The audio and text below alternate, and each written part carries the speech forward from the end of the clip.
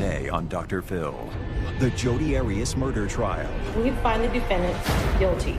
A behind the headlines exclusive. So what is the untold story? New details revealed from the prosecution. Except for that one mistake. She probably would have gotten away with it. A jury member. You're saying one juror seemed to completely ignore the evidence. Jodi and her defense team were manipulating her. And the victim's friends and family. She actually came to the memorial service that was held for Travis. She's up there in the front row, smiling. You said that you guys would catch her spying on him. My wife said, Travis, we're afraid we're gonna find you chopped up in her freezer. Let's do it. Have a good show, everybody. Here we go. This is a safe place to talk about hard things. Stand by. We'll count you down. I'm trying to be an emotional compass and point you in the right direction. 5, 4. I am not giving up on you.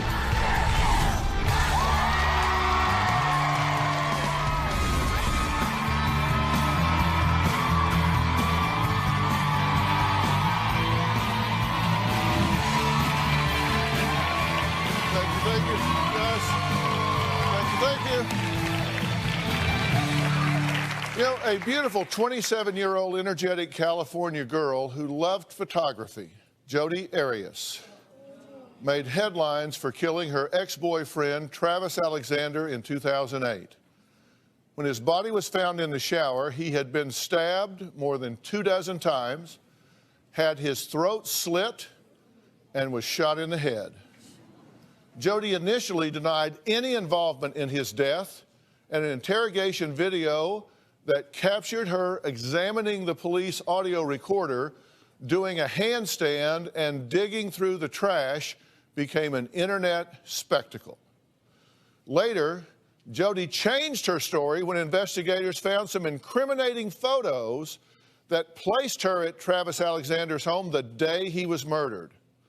In fact, Jodi's story would change several times, which led to many surprising twists and turns in a trial that garnered international attention. Take a look. What's going on? A friend of ours is dead in his bedroom. There's lots of blood. Has he been threatened by anyone recently? Yes, he has. He has an ex-girlfriend that's been following him and slashing tires and things like that. And do you know the ex-girlfriend's name? Her name is Jodi.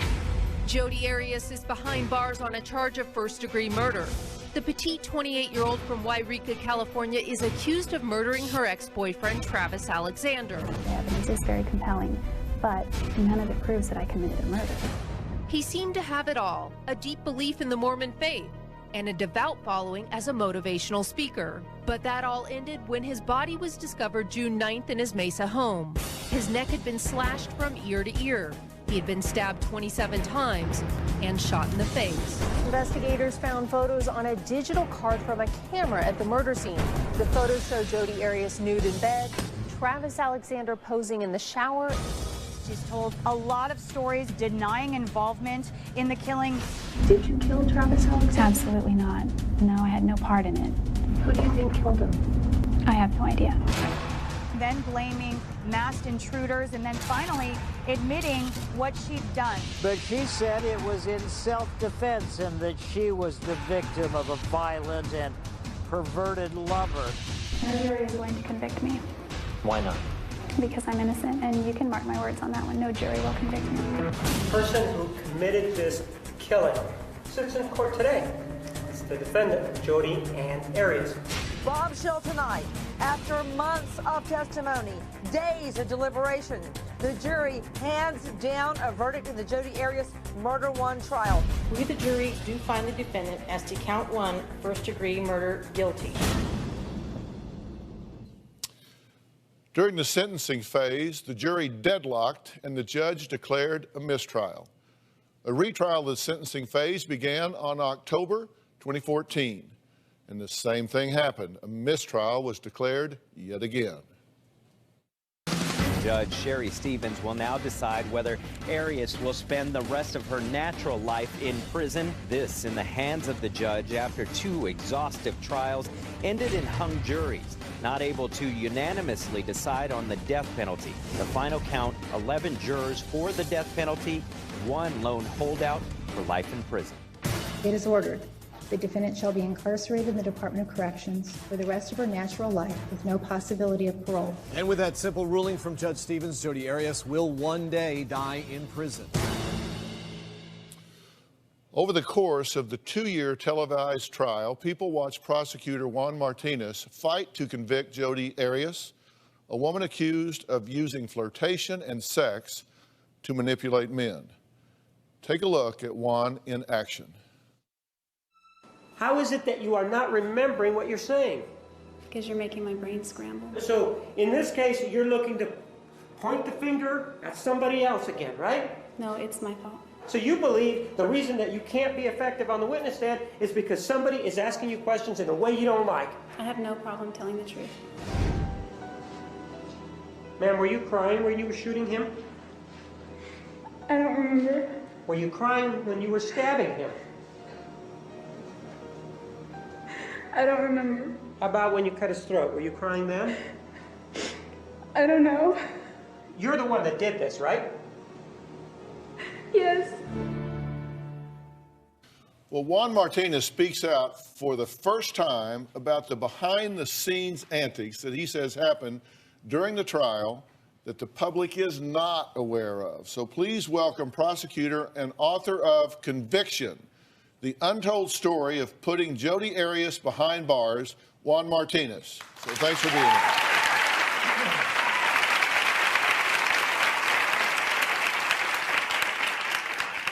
Juan, did you have any idea that this was going to be such a marathon when you first got involved in this case? No, at the beginning it was just a woman who had gone after her boyfriend. She was jilted, felt probably a lot of jealousy, and decided that she was going to kill him, but no, I had no idea. What was it about Jodi Arias' tone and the way she stumbled over her words that raised your suspicions? Because you first heard audio of her, right? Was that your first time to hear her voice, was in an audio recording? There was. She actually, on the day that the police were going through the scene and while the body was still there, she actually called the Mesa Police Department. And when they didn't return her call immediately, she became insistent that she wanted to talk to somebody. So the detective called her back and began to talk to her about this. And she was the grieving ex-girlfriend who was saying things like, well, I don't know who could have done it. He was such a big guy. It must have taken a couple of people to do it. So she actually started down this path of making things up on that first day when the police were there. You said in your book that there was still no definite suspect early on, but Jodi Arias was on a short list, right? What did you mean by that? I meant she was on a short list of one. That's what I meant.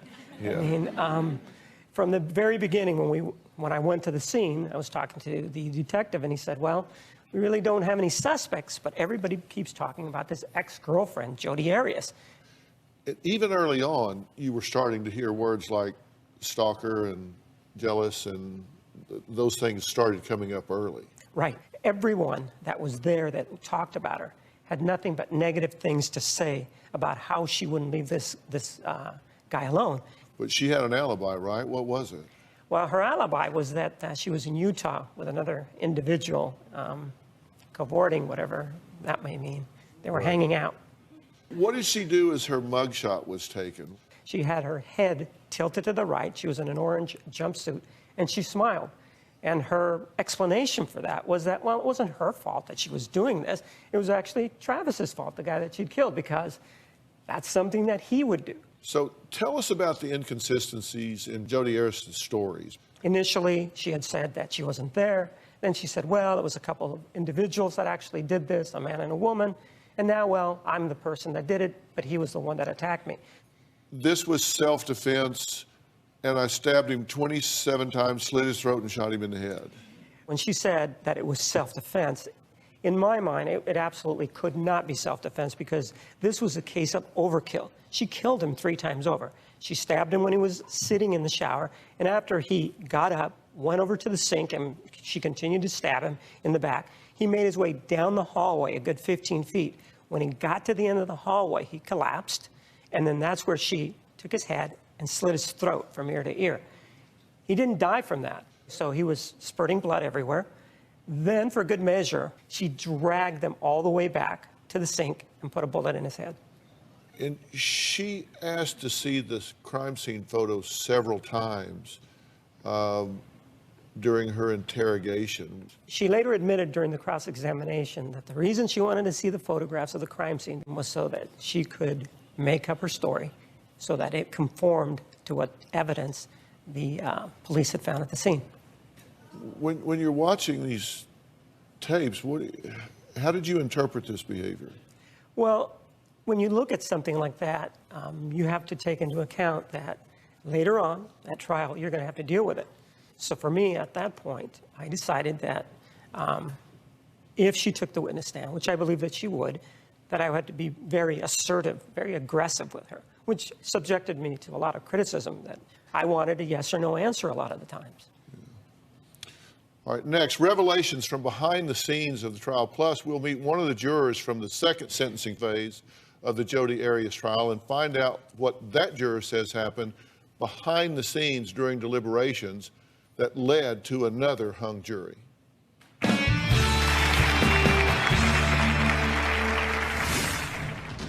How did she relate to you as jurors? Did you sense any remorse? I truly believe that if Jodi didn't get caught, that she would do it again. And later, my brother was a good guy. We knew if anybody hurt him, it was her.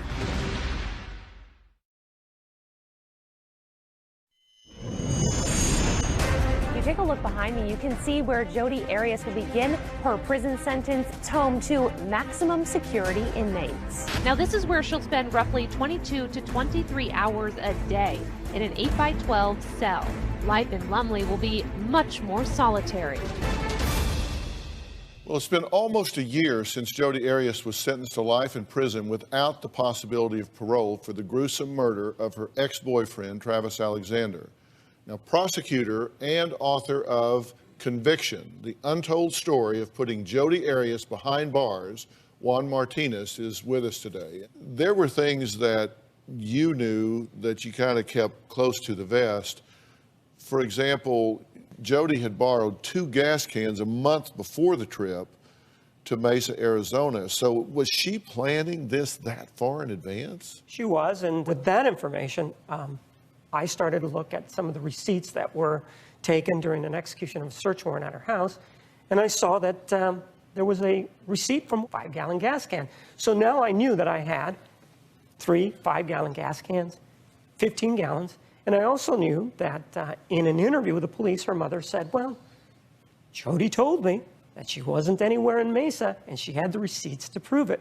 So it's clear she was planning to keep certain receipts, but she was also planning not to stop in Arizona for gas because the 15 gallons allowed her to go through the state of Arizona without stopping for gas, and there are no receipts to prove that she actually did it. Even an opening statement, the defense attorney indicated that this was a trip that she hadn't planned. This was a trip that resulted as after she spoke to Mr. Alexander, so it was a spur-of-the-moment kind of thing. But the gas cans spoke otherwise. So what is the untold story? Is it that this was not even an impulse thing that she did? Is it this long premeditation? What is the untold story? That is the untold story. A lot of things that she did in advance. She rented a car to drive out to Mesa. She didn't rent it in her hometown, which is very small. She rented it 90 miles away. When she rented the car, she was initially given a red one. I don't want one of those because that one stands out. So she was given a white one. And when she showed up, she was blonde-haired. That's the person who helped her remembers that specifically. Yet when she killed him, and in the photographs that we see on the camera, she's dark-haired. So in between then, she changed her hair color. Another thing that she did is that when she parked the car outside of the house, she took both license plates off so that nobody would be able to identify the car. So she went to great lengths to make sure that no one could tell she was there. And she was, by and large, she was successful except for that one mistake. She probably would have gotten away with it. In searching the car, 2 knives and a high-point 9mm semi-automatic were found after her arrest. Now, these were not the murder weapons? No, they were not related to the murder. At the time of her arrest, and part of the reason the police arrested her when they did, is that she was planning on taking another trip. And there were some similarities to the Travis Alexander killing. She was in a white car, just like the one that she had taken to kill him. She was carrying a gun, just like she brought when she went to visit Travis. And she, in this case, had 2 knives. I'm not sure what she was going to do with them, and I did not introduce them at trial, but she did have them. Yeah, that's unsettling. Jodi Arias was spared the death penalty a second time after one juror, known as Juror 17, voted against death and deadlocked the jury. Now, Holly was Juror 8 in the retrial of the sentencing phase in court. The jury ended up hung because of one juror, Juror 17, even though 11 other people believed Jodi deserved the death penalty. The second Jodi got on the stand, you could tell instantly that it was staged and that this was not honest. Jodi thought that she could play us and that she could manipulate us into believing her lies. I think the prosecutor, Juan Martinez, was awesome. I think he did a really good job. He was confident in what he did. He was speaking truth, and you believed him. Jodi definitely made it out like she was Travis's dirty little secret, claiming that he was aggressive with her, and we definitely did not believe her.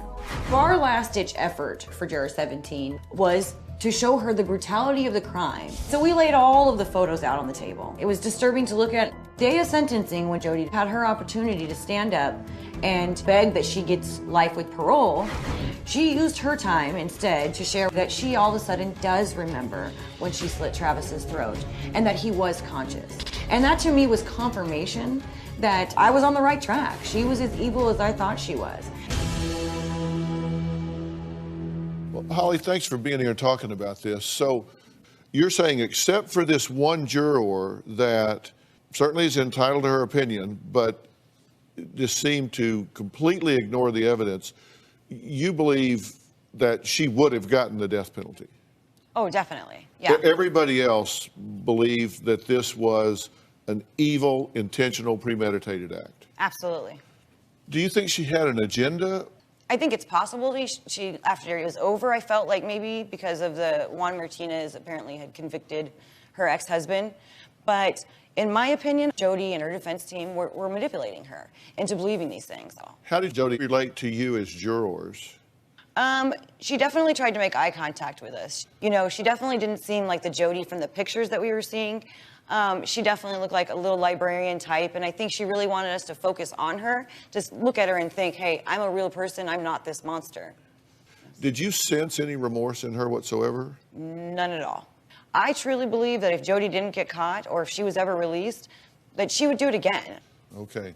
All right, next, we'll meet Travis Alexander's sister, who is speaking out for the first time in almost a year and wants to set the record straight about the lies she says Jodi Arias told in court about her brother. We'll be right back.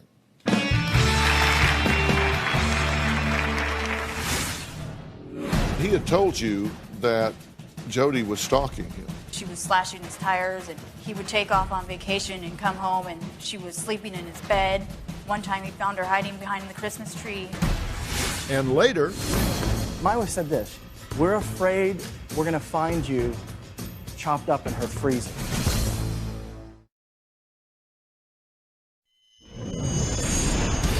There were plenty of tears in the courtroom today, all of them from loved ones and supporters of Travis Alexander. Emotional statements from Alexander's sisters, who talked about how their loss and the trials have affected their lives. I hope that she would have some remorse. But she has shown no mercy on Travis nor our family. And what I'm asking of you, Judge Stephen, is please don't spare her any mercy in her sins today. it has been almost a year since Jodi Arias was sentenced to life in prison without the possibility of parole for the gruesome murder of her ex-boyfriend, Travis Alexander. His sister, Tanisha, says the trial took a huge toll on her, knowing how much her brother suffered at the hands of the woman who lied in court and turned the trial into a circus with her shenanigans. Tanisha is speaking out for the first time since the trial ended. Seeing Jodi in the trial on stage made me want to crawl over the stand and kind of smack her in the face. Her eyes are real dark, so it's almost like you're staring at pure evil. I think Juan Martinez, he was a really great prosecutor, but on the other hand, without preparing us, he threw autopsy photos down. Having to see my brother's throat slit from ear to ear was really hard and will haunt me forever. But when we got the hung jury, our family was devastated. I was there with Juan while he struck out some of the jurors, and I had a problem with him not striking out the one that ended up being the holdout, juror number 17. So our family felt cheated because she was the only holdout. During the trial, Jody couldn't remember anything about the murder. She couldn't remember killing Travis. She couldn't remember stabbing him 29 times. But when she was giving her last statement, she turned to us and said, I do remember the moment when the knife went into Travis's throat and he was conscious. and it's just like, wow. Did she really just say that to us? When they shackled her out of the room, I told her to burn in hell. Well, Tanisha, I'm glad you're here, and I'm just sorry for your loss. How did you feel when you heard her say he was alive when I slit his throat? She could have said she's sorry for what the family had endured. She just turned around and gave us one last stab. So it was intentional. And she said things about your brother, and this is from DailyMails.com's covering of it, is that she argued with Travis and he gave her 2 middle fingers, that he was seeing other girls at the same time as her, that he damaged her confidence, that she would shake like a chihuahua, and that he wanted her to dress like Little Red Riding Hood while tied to a tree. That he was temperamental and had extreme mood swings, that he grabbed her wrist and slammed her onto the bed, that he kicked her ribs, that he hurt her finger, that he was a pedophile. I mean, these are prominent among the things that she said. What do you say about all of that? Well, first of all, you gotta look at her character. Where did she start with the beginning of this? That she hadn't seen my brother in months. And she changed her story to 2 ninjas came to and killed him. And when they went to kill her, the gun jammed. And then when that story didn't work, she changed it to self-defense. There was no proof that he ever physically hit her. My brother was a good guy. The sexual contact they had with each other, he's a 30-year-old man. But I think she's the one that seduced him. She's the one that acted like that dirty little schoolgirl. And he had told you that Jody was stalking him. Yeah. Right? We were at my grandma's one day, and the phone kept ringing and ringing and ringing, and he kept ignoring it. And I'd said, well, why don't you just answer the phone, Travis? And he's all, it's just one of my ex-girlfriends that won't leave me alone. She's kind of stalking me. And I was like, oh, So that was the first that I heard about that with Jody. Mm-hmm. And then after that, he would tell us on the phone, during chats that he believed she was slashing his tires, and he would take off on vacation and come home and she was sleeping in his bed. One time he found her hiding behind the Christmas tree. She was completely stalking him, obsessed with him. She actually came to the memorial service that was held for Travis. Sat there in the front row, smiling, not with a tear in her eye, but acting like she was the poor me, I'm the girlfriend. We knew if anybody hurt him, it was her. Wow. So to see her there, it was just like... unbelievable. Yeah. Well, coming up, we're going to add 2 of Travis Alexander's closest friends. One who saw Jody just 24 hours after she brutally killed her ex-boyfriend. We'll be right back.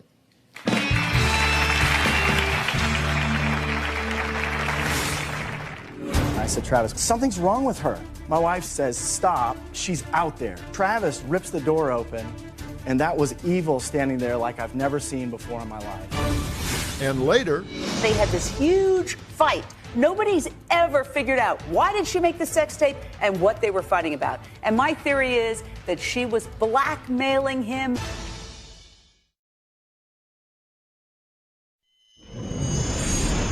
we've heard about Deputy Maricopa County Attorney Juan Martinez and how he's sort of very aggressive, frankly, in his questioning in this case. He's been shouting at her. He's been mean to her, and he's put her on the ropes several times, and, he's caught her in lies. Some people would argue that he's taking away from the trial, from the actual prosecution, from her answers by making himself very much a part of the story. Well, objections have been raised about the conduct of prosecutor Juan Martinez during the Jodi Arias trial that captivated the country for nearly 2 years. Now, two of Travis' close friends say they warned Travis about Jodi after witnessing many red flags. Take a look. A lot of us warned Travis there was something just not quite right about Jodi.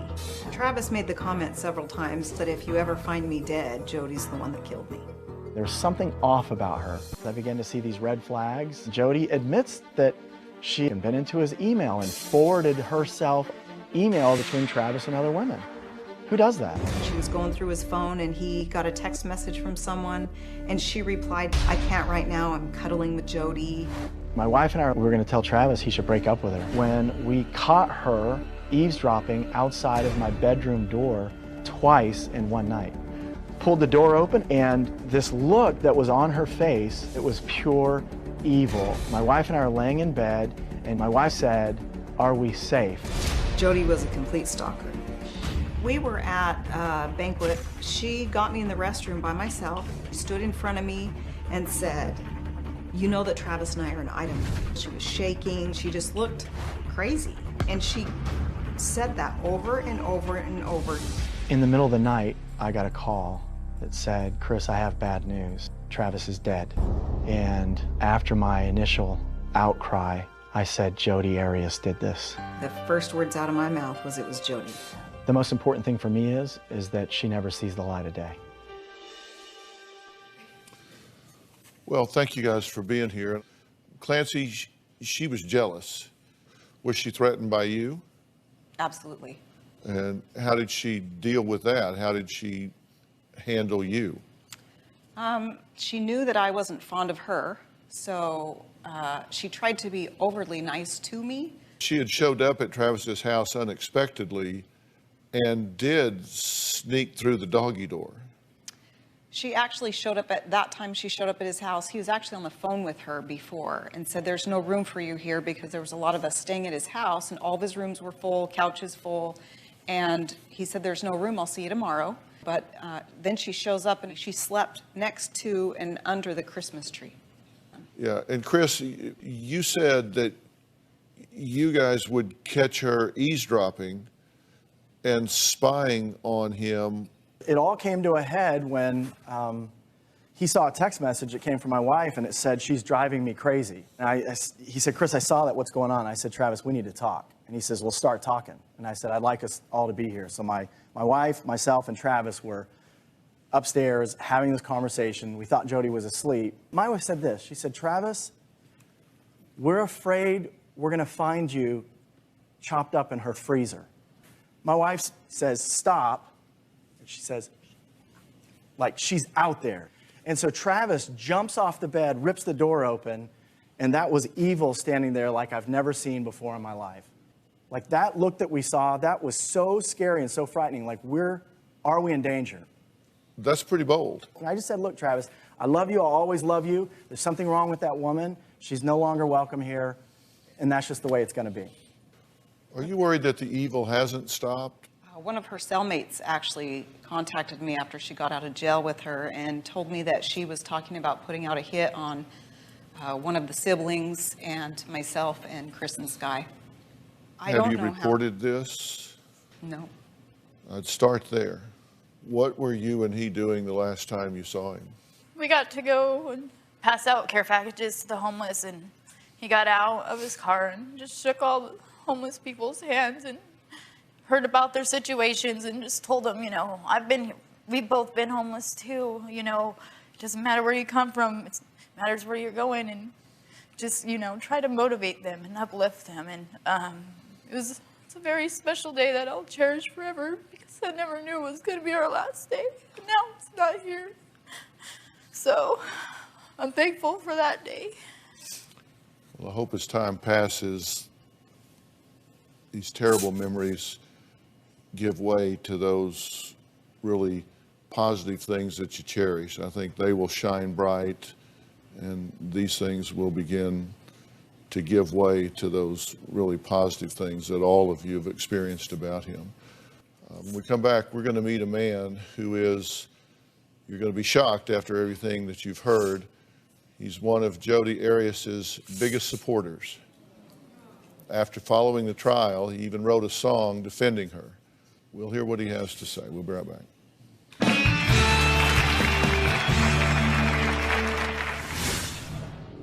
I don't believe it was first-degree murder. She slit my brother's throat. She stabbed him 29 times and shot him in the face. You don't see first-degree murder?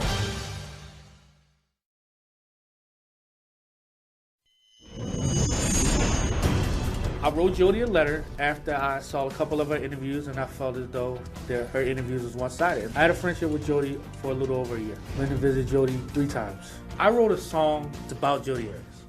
Man, it just ain't right. Fight or flight. You never thought she'd be the one that ended his life. I think she's a cool person. She's definitely down to earth. I saw her American Idol audition. Oh, holy night, the stars are brightly shining. I think her singing is great. I wish I could get her on a song. That'd be dope. I do not believe that she's guilty of first-degree homicide. I just don't think she deserves life. I will continue to visit Jodi as long as she's in prison. You don't really want to comprehend it.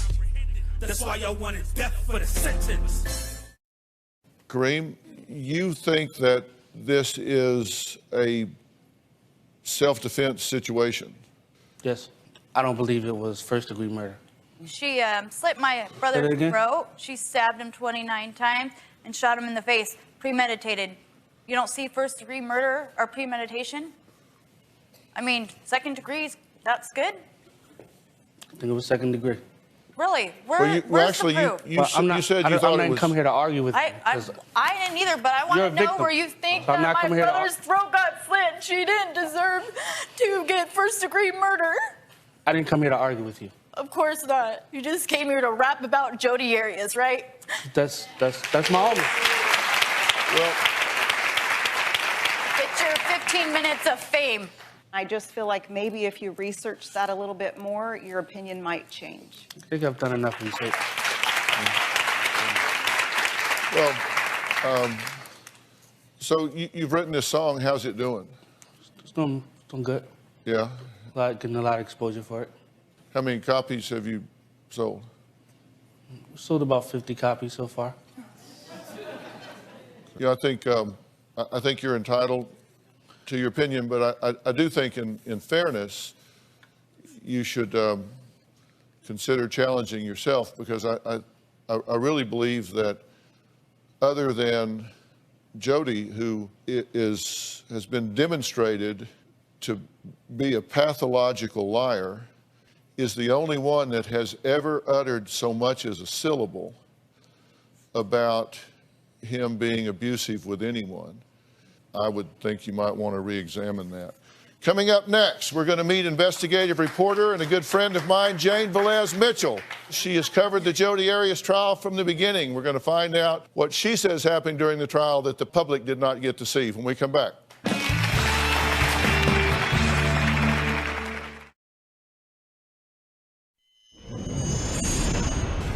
The 2 key lawyers in this case have now written books.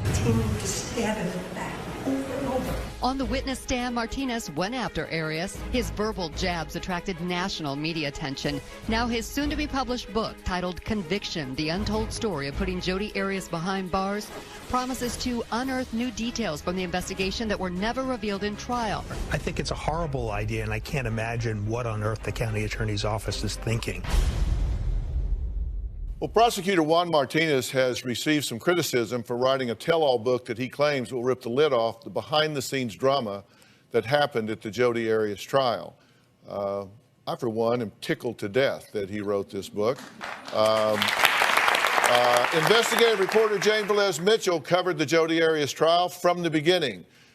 She said it had all the elements of a blockbuster trial: an attractive killer, a handsome victim, a tremendous amount of sex, religion, and all kinds of intrigue. And sadly, that's what captures the minds of America, right? Yes. I mean, a team of Hollywood scriptwriters stuck in a closet for a year couldn't come up with the real facts of this case. The things that this woman did after she slaughtered Travis Alexander, calling him and leaving him a voicemail. Hey, a friend of mine and I are going to Shakespeare. You want to come? As you mentioned, going to the memorial service. And by the way, she visited the scene of the crime on the way to the memorial service. This woman is so beyond diabolical. The brazenness of her behavior, I think, just absolutely captivated the world. Apparently, she's having a great time in prison now. I mean, to hear her tell it, she's got it going on in prison and has found a way to make that okay. Well, I think a personality like Jodi Arias wants attention, and she's still getting attention. And what's so fascinating about her is it doesn't matter if it's positive attention or negative attention. When her own attorney got up and said 9 days out of 10, I don't like Jodi Arias, she smiled. She was thrilled because she was getting more attention. So even behind bars, I think if people are paying attention to her, that gives her a sense of identity that she just doesn't have. I mean, this is a very, very sick woman.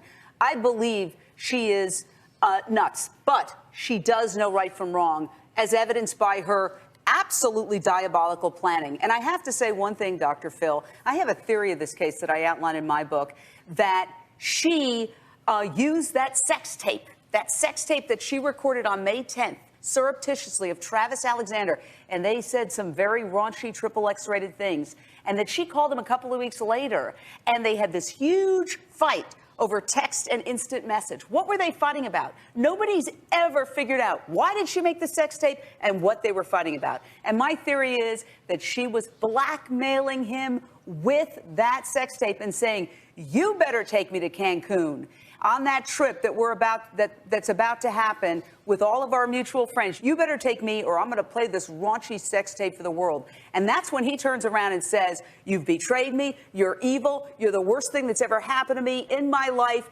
and go to hell. And 2 days later, she stages the burglary at her grandfather's house where she gets the gun, and the plot to kill him begins. So I really think that is sort of the story that has never been told. Okay, we'll be right back.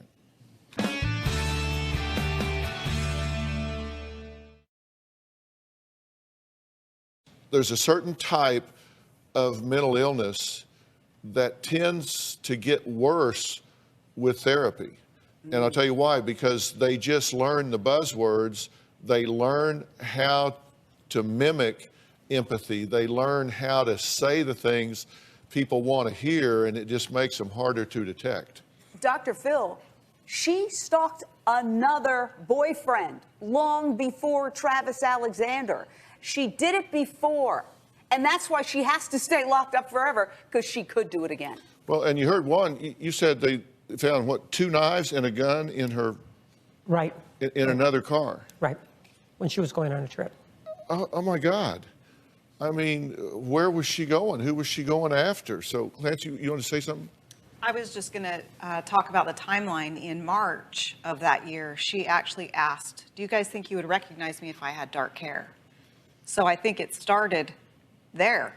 I mean, I think she already knew then what she was going to do. Wow. Holly? Not to mention, too, we had an opportunity to read through her journals, and quite a few of them. And you could definitely see there was a turning point where she started writing these as if, like, you know, it went from the first, you know, year and a half, Travis was amazing and he was great. And all of a sudden, towards the end is where we started believing that she started planning this. She would say things like, oh, you know, he's, you know, it's just being Travis again. And now she's starting to say him in a negative light. So to us, as the jury, we thought kind of, I mean, at least a month, if not a little bit more than that, she was even trying to set it up in her journals. Amazing. Well, we have to stop. I think we could stay here and talk about this for a long, long time to come. But I think one of the main things that I wanted to do today is recognize Juan Martinez for the excellent job that he did in bringing this woman to justice and the excellent book that he's written. I want to thank all of my guests today. A special thanks to Deputy County Attorney for Maricopa County, Juan Martinez, and investigative reporter Jane Velez Mitchell. You can get a copy of his book, Conviction, The Untold Story of Putting Jodi Arias Behind Bars, in bookstores tomorrow. You can also get a copy of Jane Velez Mitchell's book, Expose, The Secret Life of Jodi Arias, in bookstores now. And Chris's book, which I think is really special, Our Friend Travis Alexander. The Travis Alexander story is on Amazon. We will see you next time. Thanks so much. Thanks so much. We will talk very soon. Okay. All right. Guys, thanks so much. Juan, great job. Thanks so much. Thanks, guys.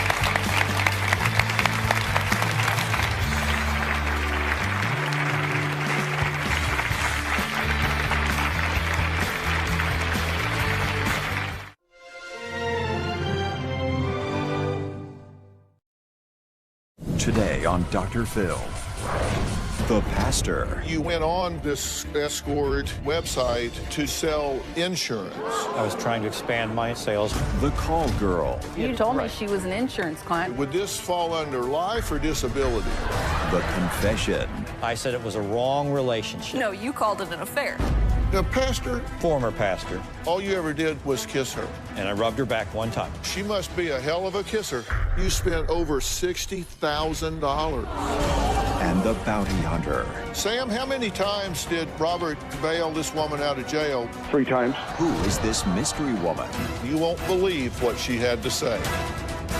Let's do it. Have a good show, everybody. Here we go. This is a safe place to talk about hard things. Stand by. We'll count you down. I try to be an emotional compass and point you in the right direction. 5, 4. I am not giving up on you.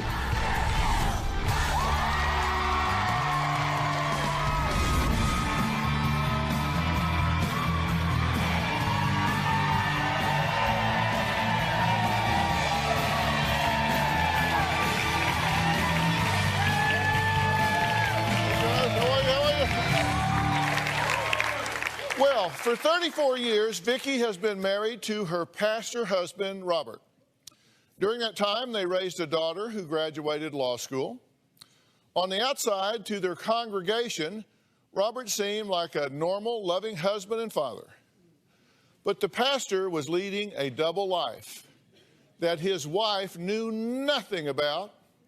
He was going to strip clubs, talking to women on risque websites, negotiating with bounty hunters, being liable for wrecking rental cars and spending tens of thousands of dollars of their life savings. Sinful acts that he would preach against from the pulpit. So how did this pastor get led down this dark path? Well, he says it all started with lust in his heart. When I was in high school, I felt a calling from God to become a pastor. This is one of my favorite passages. He that believes in him is not judged. Bob's been a pastor since 1982, and he also has been selling insurance. We have all sinned, but we are not condemned if we believe in Jesus as our Savior. I've been married to my wife, Vicki, for almost 35 years. In December of 2014, Bob got involved with a call girl. I was living a double life. Bob said that he went on an escort website to offer to sell insurance. I figured escorts wouldn't know much about life and disability insurance, and so I was offering some free tips. One woman did respond, and eventually she asked if I could meet with her. Her picture on the website made her look very attractive. The picture she had was a situation where she was in a pose of, where she looked very attractive, and she was like this, you know, and just kind of looking back. Her body shape was somewhat rounded. It looked like she was wearing like a bikini.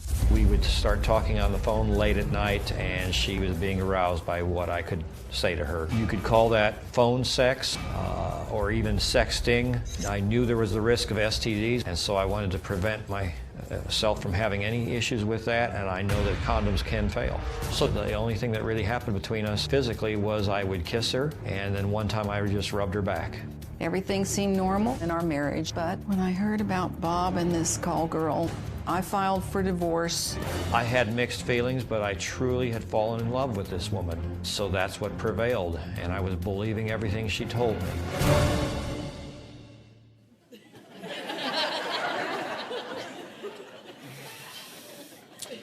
Robert claims he fell hard for this woman, and it ended up costing him a small fortune. When I met this woman, she immediately made me aware of some financial difficulties she was having. I would send her money 3 times during a week. These were receipts of MoneyGrams I would send her. Here's one for $600, $1,150, $2,100 amount. One time I even sent her $4,000. I ended up incurring $20,000 of credit card debt. I even rented a car to help her out, and she ended up abandoning it totaled. Now the rental company says I owe them $15,000.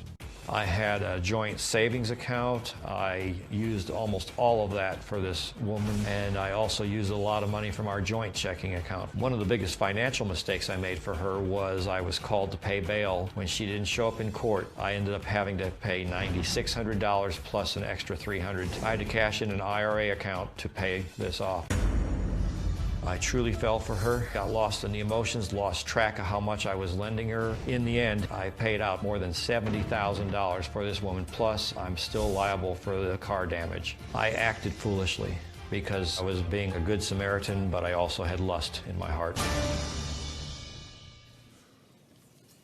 Okay, you say you went on to this website because you wanted to just sell insurance. I was trying to expand my insurance sales for life and disability insurance. Okay, and you thought going on this site for call girls was just another population to sell insurance to. Right, that many of them would not understand anything about life insurance, maybe your disability, and if they had children, would need that. Now, I have to admit there was a little mixed motive, like, well, maybe I'll make a friendship with some of them. Yeah. I never intended to pay for their services or anything like that, but... Right. You were just sitting there thinking, here's a population that needs disability and life insurance just like anybody else. Right. And they can get disabled. They could, like, fall off their poles or... Well, or any car accident that stops them from working, period. Right, and so you thought nobody pays attention to them in this regard, so this would be, well, not virgin territory, but this would be, this would be, well, hopefully not fertile territory, but this would be an area where nobody else was focused. Right. Here's one of them. This one came in on January 30th of last year at 11:44 p.m. He's working around the clock. Just in case my message on that site didn't get to you, I'm sorry. I didn't notice at first you were wanting contact from only single men. I'm married, but don't know how long that will be. I am only into guaranteed safe pleasure since condoms have been known to fail. Okay, would this fall under life or disability? Probably my life.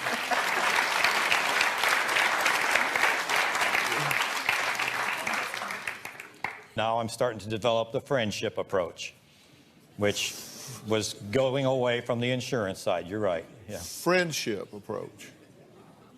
Condoms have been known to fail. So this is beyond friendship. Well, yeah, it's the wrong kind of friendship when you're married. This is one that you actually sent before you sent that one. Subject, good morning. Thank you for the text you sent last night. I love you. I was so glad to wake up and see your text. I hope you had a nice Thanksgiving day. I was beginning to get a bit concerned from not reading from you for a while that you might be ill or have been in an accident. I'm shocked my wife didn't call her sister to talk to her mom on the holiday. Sad that her mother didn't call her either. You take care today as always. Now this was... is this the same? This is a different person than the one that responded to me about the insurance tips. This was a person who I thought was a friend that I had met at a strip club. She ended up saying, you know, you don't come to the club enough. You're not a good enough customer. I can't waste my mental energy on a person like you. And so then I realized, okay, that was a totally bogus friendship because there'd never been any phone sex or anything like that with this lady. So this is just bogus. I mean, you expect more integrity from a stripper. I was gullible. I thought this person, you know, was a friend. And how do you feel about him discussing you and your family dynamics with his stripper friend? I don't like it. When you read this for the first time, what did you tell him? I don't know that I said anything to him. It was clear to me that he had feelings for these girls. Well, he says, I love you. Yeah. And the other one, he says, I'm married, but I don't know how much longer that's going to last. Yeah. And he had never said anything like that to me before, you know, I don't want to be married to you, or, you know, I don't love you anymore, anything like that. How honest do you think he's being? One old boy to another. I went on this website to give insurance tips. That's his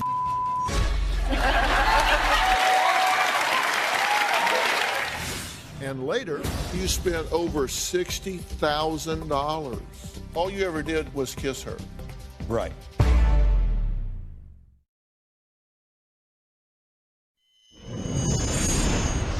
Bob and I, for probably the last 20 years, we had not really had sex. Bob didn't really want to have sex. He did say that it hurt his back. We had not been intimate very much unless it was with my request, and that all took a toll. My wife was just not very sexually motivated, so I cultivate this relationship with this woman because I was not happy with my marriage. Well, ex-pastor Robert says that he turned away from his marriage because he had lust in his heart and wanted to sell insurance.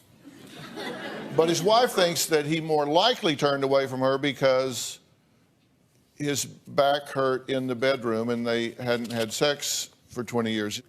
How honest do you think he's being? He went on this call girl escort website, pictures of naked, all practically naked women, whatever, to just give insurance tips on health and disability and life and disability. You think that's why he went on there? No. But that's what he's saying. No. I mean, no. My husband, he said a long time ago he wasn't attracted to me anymore. We had had a fight and some things came out, and we haven't been physically very interactive. After we had Marissa, Bob really didn't want any more children, so we weren't intimate really after that. So you went how long? It was about 7 years after we had Marissa. Mm-hmm. Well, that's how long you went. You don't know how long he went. I have never had with anyone else or anything that would have exposed me to STDs. Okay, but you understand here that this... I will admit that I would occasionally go to strip clubs when I maybe making a sale in a bigger city and then drop by one, so that was going on occasionally. But right, and you said that you went 4 or 5 times a year. Right. Here's my problem right. is if we're going to get past this, we've got to be straight up about it. And just one old boy to another, I went on this website to give insurance tips. And to make sales eventually, I hoped. I hope that after a meeting... Right, to go on and give insurance tips and make sales eventually. I was hoping it would lead to a friend.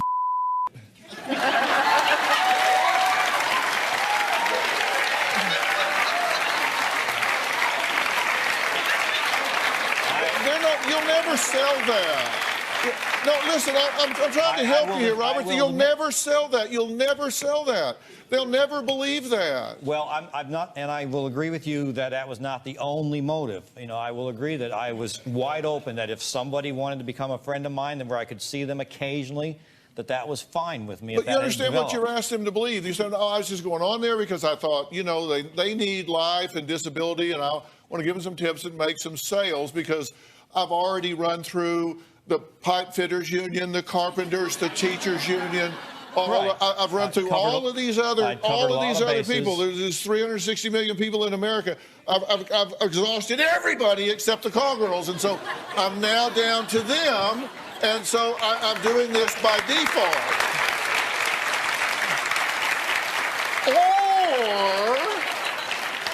Or it could be I've been pecking around on my computer, and these are some pretty shiny looking girls on here, so I think I'm going to go on there and see if I can find a way to have an excuse to cozy up to some of these girls and see, you know, who knows. And I will agree it was both. It was both. It was the insurance sales profit motive, but it was also, hey, if I can cozy up and have a friendship with one to occasionally see when I happen to be in their city, great.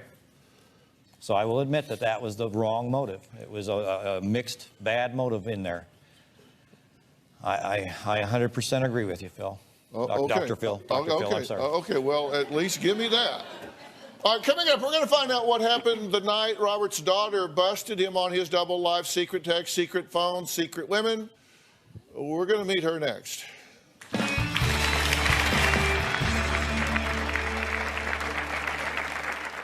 When my dad claimed to be on an escort website so that he could sell insurance to call girls, I thought he was crazy. The worst part is my mom believes him.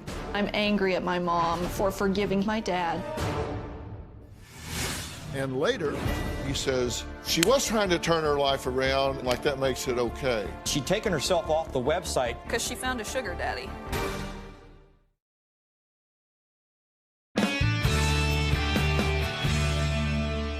Ex-pastor Robert's daughter, Marissa, busted him with text messages from a bail bondsman looking for a woman that her dad was helping, and now Marissa is furious at her mom for standing by her father's side. I started getting suspicious of my dad last summer. He was constantly checking his phone and rushing out the door, so I went through my dad's text messages. What I found was a text message about my dad paying a bondsman a $10,000 bond for this woman. My daughter said, "What's the deal?" And I just unloaded, and it felt so good to just open up about it. My dad claimed to be on an escort website so that he could sell insurance to call girls. I thought he was crazy. The worst part is my mom believes him. When I heard about Bob and this girl, I felt shocked and disappointed. Then when we started going through the receipts, I was furious. We added them up, and when we hit $60,000, he couldn't hardly believe it. My daughter encouraged my wife to file for divorce. Bob and I never actually separated. I was trying to help Bob cope with what he had done. Through that, I saw his true remorse, and he was repentant. I really felt our day-to-day relationship was better. I canceled the divorce the day we went to court. When my mom backed out of the divorce, I was astonished and extremely disappointed. Because of that, Marissa has unfriended me, blocked my texting and phone calls, and she would only email me and discuss our pets. I'm angry at my mom for forgiving him. She's being deceived. Marissa's punishing me because I didn't punish Bob. Well, you're the one that wrote in, right? Yes, You think he's a sex addict. I do. Do you think that he's been diluting himself about this? I haven't decided yet. I can't tell whether he thinks it's better if we all think he's dumb or a liar. Well, we're talking about you like you're not here for a minute, but you can chime in at any time. Do you think he's gullible? Yes. Because one of the things he says, yes, it was a betrayal to be involved with this second woman. Okay. But she was trying to turn her life around. Right. He was a good Samaritan. Like, he was helping a good cause. I agree. I got over involved here, but Okay, maybe she was a hooker, maybe she was a stripper, maybe she was a woman of criminal background, maybe she was not the best citizen in the world, maybe, but she was trying to turn her life around. Like, that makes it okay. She was very good at painting a picture of needing I read the this, text messages. They were simply, I need $500. but she would have told me what for. And it, He saved all the receipts because he expected her to pay him back. right, I had all the receipts saved up because she all Why along, else would you save all of that? all along she said, paperwork. no, I saved them all in one place. Look at our She house. says in MoneyGrams, she said, He saves everything. she says in MoneyGrams alone, you spent over $60,000. Yeah. You say all you ever did was kiss her. Right. And I rubbed her back one time. Boy, she must be a hell of a kisser. $60,000, all you did. She must be a hell of a kisser. That is all that happened. Did you drain your checking and savings accounts? I cleaned out our joint savings. I took a lot of money out of my checking account. I used a credit card for gigantic amounts of bills. Cashed in an IRA. I went to pay off the bonds people that I had to pay off because she didn't show up for court. So she was getting arrested and you were paying her, you were bailing her out? I bailed her out. Twice. I did not know. I did Which, not. when I cornered you on that, you said you only had bailed her out once. And then I remember there was a second time. When I pushed you, when I said, oh, yeah, are there was you that other sure? time. And you Right. said, okay, maybe once or twice. And I was dumb enough to not realize that if you bail somebody out, that you are liable for 10 times more if they don't show up for I'm court. sure they gave you paperwork. Now, Pastor, Former pastor. how many people you know that you've bailed out of jail? Is this the only one? This is the only one. So how would you forget a second time? I mean, didn't this clue you that maybe I'm not dealing with the best citizen here? Well, both times the bail person told me it was just like speeding tickets that she hadn't taken care of. So the bail was 10 grand. The bail was only like $960. The bond I had to pay off because she never showed up in court. Even after I started, it's $9,600 bail for a Right. speeding ticket? That's what that bail's people, that's what the bail and bonds people All right, we have told to me. take a break. Coming up, Robert says he doesn't need to defend himself since he came clean about his double life. But there may be a few more pieces to this puzzle. We'll be right back.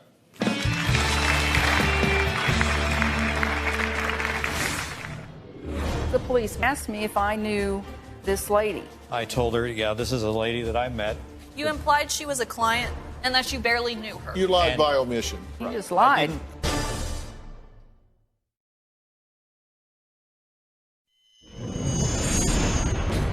I feel like I can trust very little that comes out of my dad's mouth. When I first saw the text message about my dad paying a bondsman, he lied and said he was trying to pay bounty hunters to catch some crazy woman who was pretending to be his wife. Later, he lied and told us he only lent her somewhere between $5,000 and $10,000, and actually the amount was 6 times that. I know my dad has lied in the past, and I think he's still lying about this story. Well, Marissa busted her dad when she read the text messages between him and Sam the bounty hunter, who was asking the whereabouts of a woman Robert was seeing. Robert's one of the biggest liars I've ever met.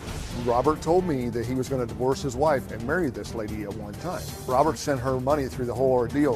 Why would you ever give somebody you kissed one time over $50,000? I know for a fact that Robert was living with her in an apartment building as husband and wife. When I confronted Robert, I told him, you need to give me information and start helping us out with this, or I'm going to start pressing charges against you. That's when he came clean and he paid the bond off 2 days before it was due. From the beginning to the end, Robert was telling me, please don't tell my wife. I don't want her to find out. It's going to cause me a divorce. Just keep this quiet and we'll get this taken care of. If I was in his wife's shoes, I'd tell Robert to get lost. I'd go on my own happy way. I would like to see this lady in custody. We will not stop until she is caught. He contacted you, right? He called the house? The bounty hunter? Right. First, the policeman came by. The cops came by? Yes. What did they say to you? Well, they asked me if I knew this lady. And I said no. And they asked me where Bob was, and he was living in Topeka, starting his new job. So Right. they asked for his phone number, and I gave it to them. Did you think anything about it? So maybe a client or something? I thought it was strange, but he wouldn't tell me.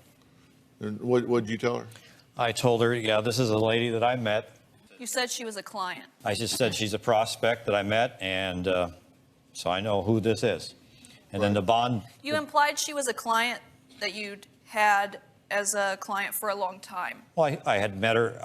When this You call lied. came, And it was that you about a barely half a knew. year. It was a half a year ago that I first met her. And that you barely knew her. You lied And- by omission. Right. I mean, I just said right. You just lied. I didn't fully. You just told right. me she was an insurance client. I don't think she ever Insurance bought a policy from you. Prospect. You said you'd met her once, and you had I no did. idea where she was. Right. I did lie to you about.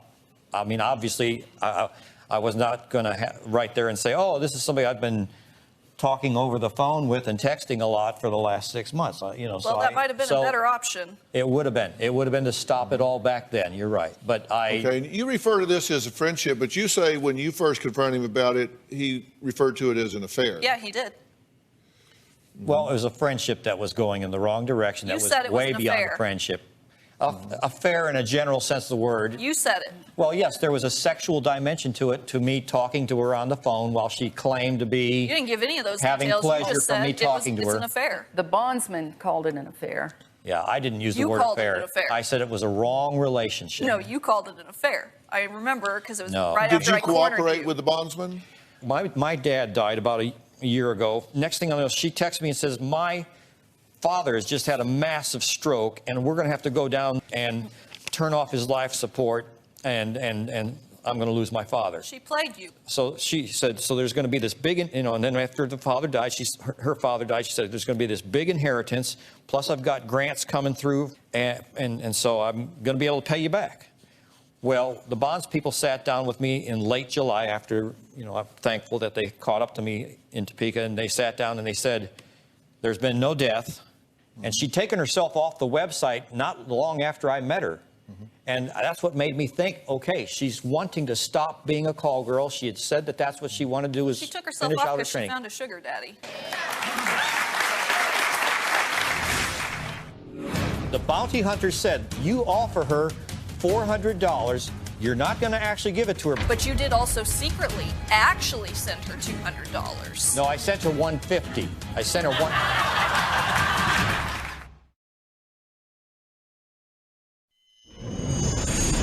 I went home one weekend to repair their computer, and it had a bunch of viruses on it. When I went through the internet history, a whole bunch of porn sites popped up, and I asked my dad, are these yours? And he said no. But when we confronted him about this girl, I asked him again, are these yours? And he said yes. He did go to some porn sites to look at porn.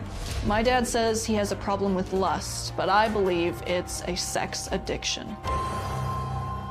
If we get this straight here, we're talking 12, 14. That's when you meet to give her the tip. Insurance Right. information. I'd already texted the tip, but it was an insurance discussion. Okay. And you say it might have been earlier for car parts. Yes. Okay, so maybe That was the same. That was the first meeting when I met her at a restaurant. Then she Okay, said, you "My say car it- needs parts." It may have been earlier You for gave, her car money, parts. you gave her money the first Okay, time you and met then her. when did Bought you, the part, bought Marissa? the When part. did you confront him? I didn't find anything out until August 29th, 2015. Okay, so we can come all the way down here to, we'll just say, August 29th of 15. Then back here in July, this is when you first meet with the bounty hunter. Right. Okay? But the problem is, he sent her money in August to help pay an attorney fee. One time. But that was after you knew they were looking for Well, her. here's what happened. The bounty hunter said, let's try to draw her out. And I said, fine. And they said, you offer her $400 You're not going to actually give it to her, but you offer her $400, but you tell her you need to meet with her in person. That's true, but you did also secretly actually send her $200. But no, I sent her $150. I sent her one. The point is. And they think wait, I'm the one with problems. This is crucial. It was because they said, now here's where this lady was clever. She began to sense something was up. When I said to her, I could send you $400 toward your legal bills. This was the first time I was ever going to give her money in person. She sensed there's something wrong here. You want to meet with me in person to get the $400. And she said, forget it. Vicki, let me ask you a question. This woman that he was seeing, is there any time that you ever had an affair with her? No. Of course not.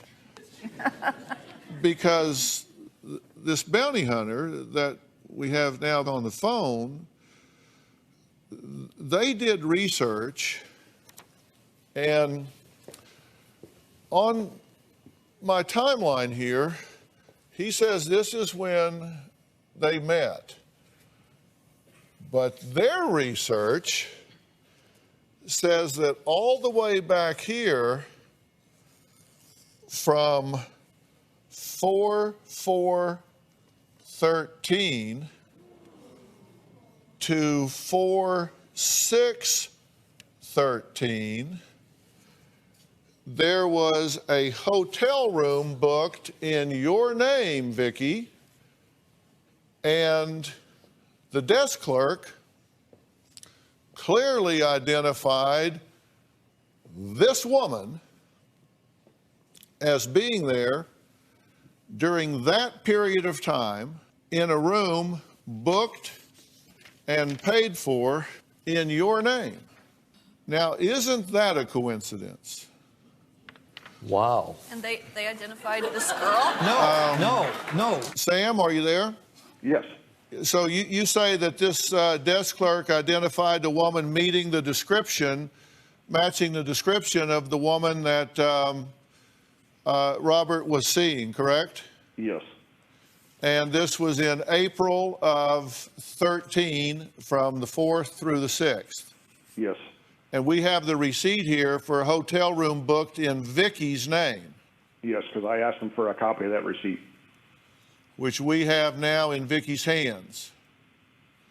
So, Robert, you booked a room at this hotel in Vicki's name. I don't remember. I don't. I mean, occasionally I had to sometimes stay overnight, maybe for a continuing education thing, but Sam, how many times did Robert bail this woman out of jail? Was it once or twice or what? 3 times. He bailed her out 3 times? Yes, sir. Okay, I remembered 2. Sorry. Did he cooperate with you when you first were in contact with him? Never. He didn't cooperate with us until the car incident when we found the car. And tell us about the car incident. The car incident was he had rented a car. There was over $15,000 worth of damage done to the car. He knew that you were looking for her, right? Yeah. And was he giving you misinformation? Yes, he was keeping us steps behind her, just right behind her through the whole ordeal. Isn't that actionable? Yes, he could be. He could have been charged with harboring a fugitive. He paid the bond off to keep himself out of trouble. Uh-huh. Well, this is the woman Sam, the bounty hunter, was looking for. This is a woman's mugshot when she was arrested May 9th, 2015 for alleged theft of property. This is the woman's mugshot when she was arrested February 6th, 2015 for failure to comply. This is the woman you know, correct? This is not the side I knew. When this bonds person showed up and I got out of my car. You were looking for trouble and you found it. Yes, I did. Yes, I did. You would have never told us if I hadn't found your phone. Never. I wouldn't have. Right. Sam, did you ever find the woman? No, we're still looking for her. We reached out to this woman, and you won't believe what she had to say. We'll be right back.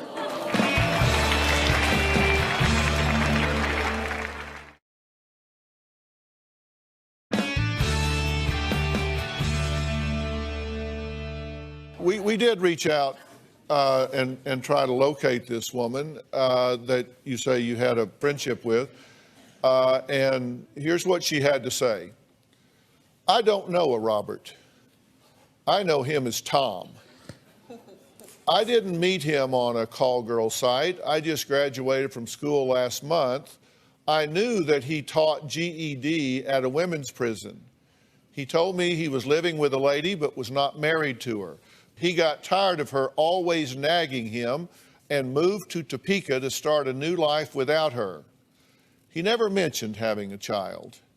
In regards to money, I only received a gift of $150 from him. But whatever transpired between Tom and I financially is none of anyone's business. Tom told me he loved me and wanted to marry me. Nothing happened between us sexually. We didn't even kiss. I ended things with him because he was acting weird, and I just didn't feel comfortable dealing with him. End of quote.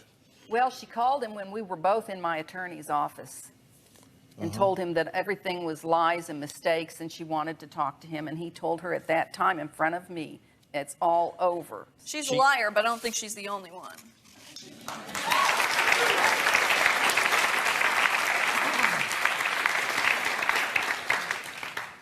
Do you two want to stay married? Yes. Yes. Well, now, hold on, everybody. Not that it matters, but what do you want to see happen? I want her to never, ever be a victim again, because he was very good at keeping this whole thing a secret from us for my lifetime, my entire life. You used the word us. He kept it from us. us. And I understand that you're part of this family and that you're very close to your mother. And so you feel a sense of unity with her. And to a degree, I understand that. But you need to understand that there's a difference between a parent-child relationship and a romantic adult-to-adult relationship. And whatever quality you think it may have or not have, they have a relationship that is separate and apart from you. Of course. But what I hoped is that she would wake up and see this for what it is, because I don't feel like you're doing that right now. I can't handle worrying about you being victimized again. I don't know how to work through that. I'm doing what I can to try to be more aware of things. I'm trying to be more involved in our finances. You're having to babysit him because he's not trustworthy.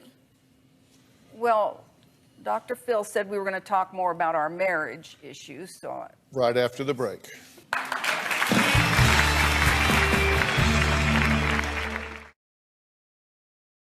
Let me tell you something. You can recover from this. Okay. He's naive. He's gullible. He's narcissistic. He's selfish. And he is highly insensitive to you. He's made some choices that have really had a devastating effect on this relationship, emotionally, financially, security-wise. I mean, he's just done some things that have really rocked the boat here, right? Definitely. And if your decision is, I want to try and put this back together, then you're going to have to do it with some ongoing professional help, because you need to find your strength. So you need some work individually, and then you need some work as a couple. I'm willing to get you the professional help to do that. I will start you off on Doctor On Demand, where you can do it in the privacy of your own home. We know you know how to use a computer.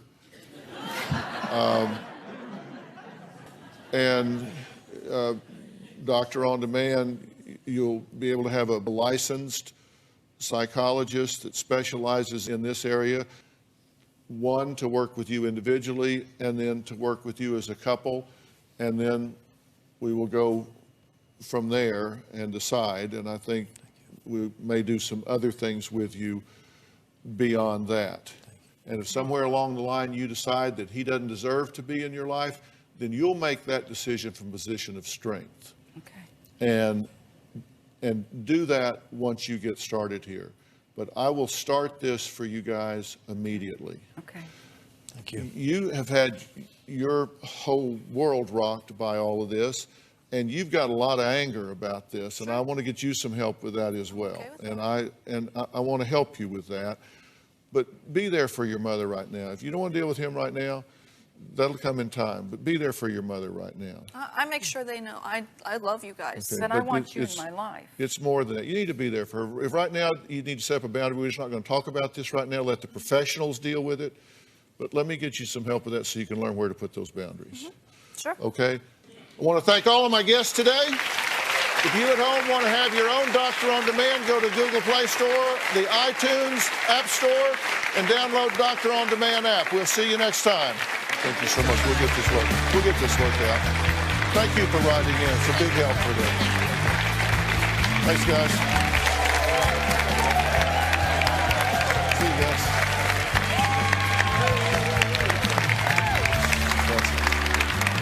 See y'all.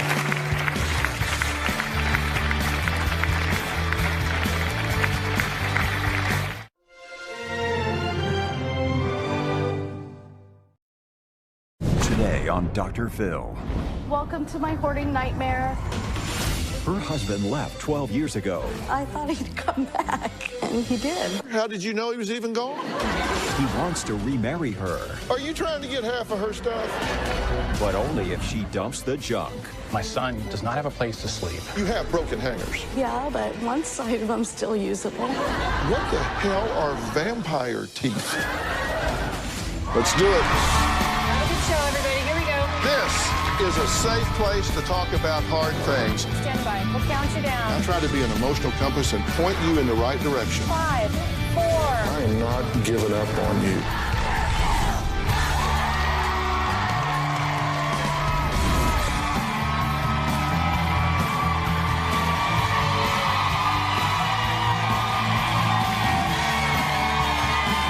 Hey guys, how are y'all?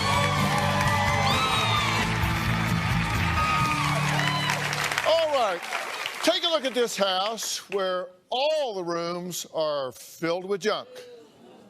Yeah, well, my guest Kelly says this just isn't junk at all. It's her collection of useful and valuable things, such as ceramic shoes, baby clothes, receipts from 16 years ago, unopened, expired boxes of cereal, empty plastic water bottles, torn underwear, and get this, plastic bags filled with plastic bags. Kelly says she has so many precious items that her 14-year-old son has been forced to sleep on the couch since he was 5. So she can use his bedroom to store everything they need. Now, Kelly opened her doors to our crew to show me the inside of her home. It was the first time she has ever allowed strangers into her house. Take a look. Hi, Dr. Phil. Welcome to my hoarding nightmare.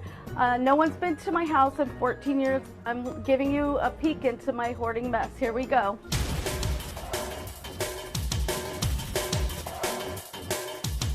This room back here is what used to be my son's toy room and playroom, as well as to the left is the desk where he used to do his schoolwork. But because you touch one thing, or sometimes things just end up falling by themselves, I used to think there was a method to my madness.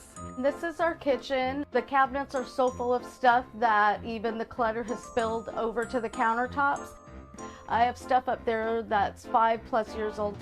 I don't like wasting things. I feel like there's a lot of things in this house. There's a new pot and pan set that I bought. I bought this at least a year ago, and it's still sitting here.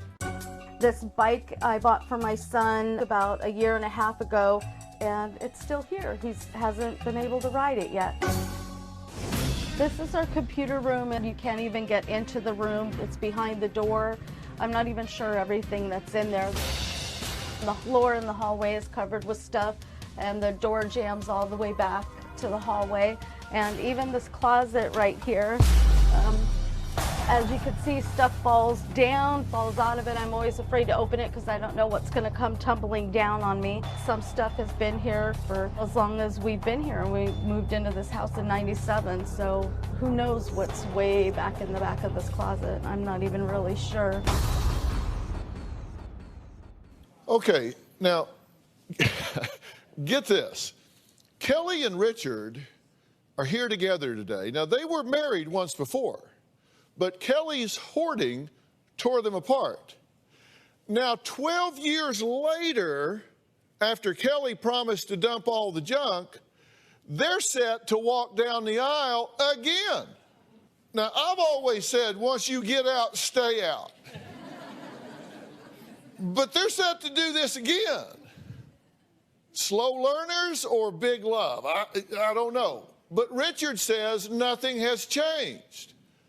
He's given her one final ultimatum. Either get rid of your junk or me. Take a look. Kelly has a very terrible hoarding problem that's been going on for many years now. I'm very tired of her choosing her stuff over her quality of life. I don't know why she thinks these things are so important to her. Plus, you got bags and bags and bags of Those hangers don't work. Then why are they still here? When I walk in the house, there's lots of things in the walkway. Clothes that she buys, she has no idea where they are. They just get misplaced. There's hundreds of pairs of shoes in here. Right now we're in my kitchen, and right behind me is the dining room table. It's completely buried. I am embarrassed to live here. I can't have any people over from work that people were saying, well, why don't you have a barbecue over here? And that's, what am I supposed to say? I can't. This is the garage. Back here somewhere that you can't see is a pool table. It would be really nice to be able to shoot pool with my son or park a car in here. My son does not have a place to sleep. He has to sleep with one of us or sleep on the couch. It's horrible for him. That's the thing that upsets me the most. I would take my son with me if I walk. I'm reduced to this one little section in here. This is basically my stuff right here, just in this one little area. There's no room anywhere else. It just really needs to be taken care of. I can't live like this anymore. This is just absolutely ridiculous. Kelly and I were married for 6 years, and then 2 years after we got married, I noticed that things were piling up and she would just buy things. That's what led to the divorce. Even though Kelly and I have reconciled and we've been living together for 8-9 years now, I refuse to remarry Kelly unless she stops hoarding. I gave her the ultimatum. Everything has to be out of here or I have to find another place to live. She wants the best of both worlds. She wants to have her family and keep her stuff too. It's no way to live. Well, the good news is Kelly admits her obsession is out of control, but can she stop collecting her beloved knickknacks before they literally push her family out the door? My house is screaming at me. It's like this monster that just grew and grew and grew. There's just stuff everywhere. This is my organized hoarding. All that's the unorganized hoarding. What's all the other stuff in the back room? That's my unorganized hoarding. I have a lot of stuff in my house that I don't use that we need. We can look around and see what other stuff we need.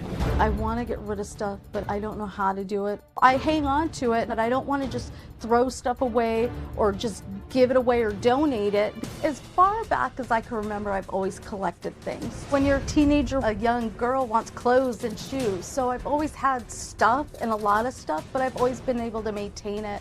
It didn't seem out of control, or I was able to hide some of it. I think I noticed it turned into hoarding after I was married and my son was born. I've made little paths where I could maneuver in between things, and if I need something specific, I have to crawl over stuff, and stuff ends up just falling down.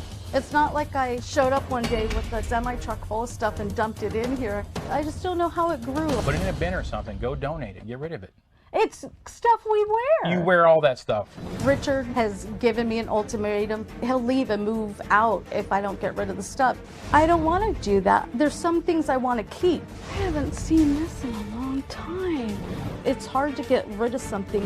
I don't want to just give it away. I'm literally pushing my family out the door.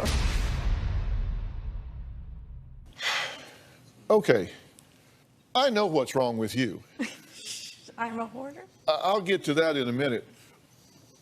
What I don't understand is what's wrong with you. You got a divorce 12 years ago. Right. 2 years later, you move back in. That's correct. Okay, you've been back in now for 9 years. Correct. And it's gotten worse. Absolutely. And now you want to fill out the paperwork and get remarried. Do you want half her stuff? No. What the hell's the matter with you? I love her very much. I love my son. I'm not the type of person that's just going to leave my son. Okay, but you want to fix this. I want to fix this. I want to fix this situation. Okay, and when did you get a divorce? 2004. You know what's going to make you sick to your stomach? What? This is fixable, and it was just as fixable in 04 as it is in 2016. Probably was. No. It's not probably was. It was as fixable. It was more fixable in 04 because it was less entrenched. So the last 12 years of suffering did not need to happen. Okay, next, Richard says Kelly's hoarding has cost them their savings, his 401k, and possibly their home, but that's not all. We're going to find out what else is at stake if Kelly doesn't get her hoarding problem under control fast. We'll be right back.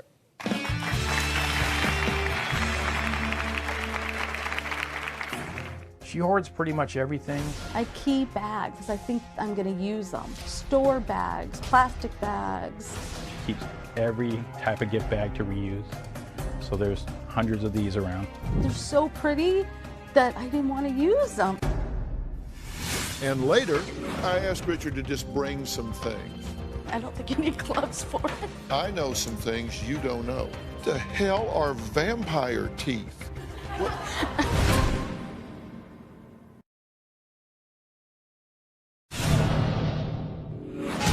I'll go into a store, something just comes over me, and the next thing you know, I'm just grabbing stuff and just shopping. I see a sale sign. Woohoo! Something just changes in my body, and I walk out with 5 or 10 things. You know what I like about shopping? It doesn't take any brain activity to shop. You just go and you're lost. You're in like La La Land. It's like an escape. Well, Richard says when he married Kelly, he thought her 200 pairs of shoes was just a little shopping problem. Every story we do here is a teaching tool. And so the reason we do these is to make points to everybody at home. Because for every one of you that's here, there's millions at home that aren't here that are watching this. And we use you guys to make points to all of them at home.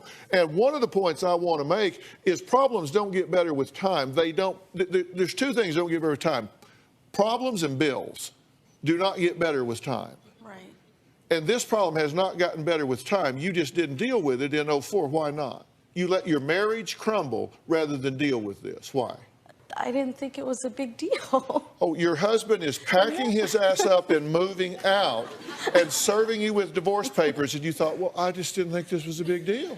Well, I thought he'd come back. And he did. Well, you got me there. Did you even know he was gone for a year? How did you know he was even gone? Well, I didn't. He's got to be here somewhere. I didn't think. I didn't think the hoarding would get worse. It got bad enough for him to leave. Have you been to other people's houses? Of course. Do you notice that you look around and there's like countertops and floor space and chairs to sit on? And beds to sleep in? Yeah, and so you notice that, and then you come back and look. Do you say, wow, ugh, wow, ugh, wow, ugh? I do. Do you do that? Do you come home and go, this is not okay? I do, but then I'm too embarrassed to tell anybody, and on a whim, I wrote this show, and now the whole world's gonna know. So. Oh, hell yeah. Yeah, count them. There's 1, 2, 3, 4, 5, 6, 7 cameras here, all looking at you. Kelly says now it's impossible to get rid of her things because she needs them all.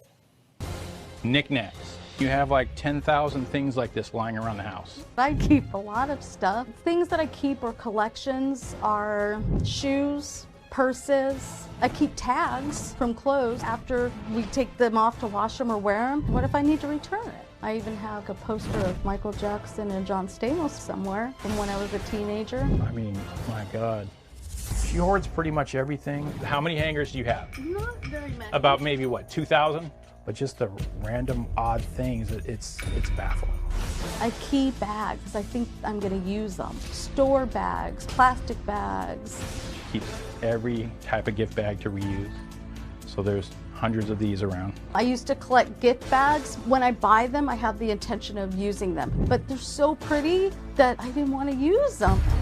I would say 90% of all the things that she has purchased have never been touched. They're still in boxes. They still have tags on them. 7 or 8 years ago, we decided to get a storage unit to see if that could help her hoarding problem. So we unburied most of one room, put it in the storage, and we're paying $150 a month to store stuff that to me is worth nothing. If we don't use something, to me it's worthless. To her, it has all this value and it's so important. I don't want to just get rid of something when it has value. Okay, so you're paying to store this stuff now? 7 years of paying $150 a month for things that aren't even worth a tenth of that. Not even worth anything to me. Oh, well, let's talk about some of the things he's storing. Boxes of baby formula. Ceramic shoes, sticker book collection, plastic bags, coupons, expired medication, plastic water bottles, bags of new clothes, shopping bags, plastic cups, aluminum foil, broken hangers, plastic hangers, gift bags, wicker baskets. Wait a minute. Did you say broken hangers? Well, yeah, but one side of them's still usable. All right, now it sounds stupid that I said it out loud. You've got baby clothes for a girl. Well, do you have a daughter? No, I thought we were going to try for a baby, and I thought I'd have a girl, and then we didn't. So then after I had some health problems and had treatment, I thought maybe we would adopt, but we can't adopt because I have stuff in the house, and now we don't want another kid right now. But yeah, I have a lot of baby girl clothes. So. Do your ears sometime get shocked at what your mouth said? Well, yeah. Because sometimes you hear things for the first time when you say them, right? When I say, now that I think about it with the broken hanger, well, yeah, that sounds ridiculous. I asked Richard to just bring some things. I don't think you need gloves for it. You're paying $150 a month to keep this bottle. Yeah. It doesn't even have a lid. And later, I could have a truck backing up to your house and right I don't now. want that. That would be devastating to me. There's stuff I still want. And they could be in there shoveling that stuff out as we speak.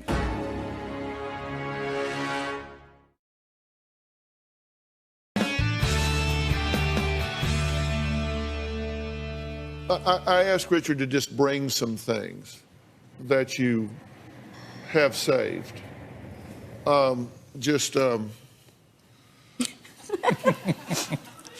Mostly new stuff. I don't think you need gloves for it. Well,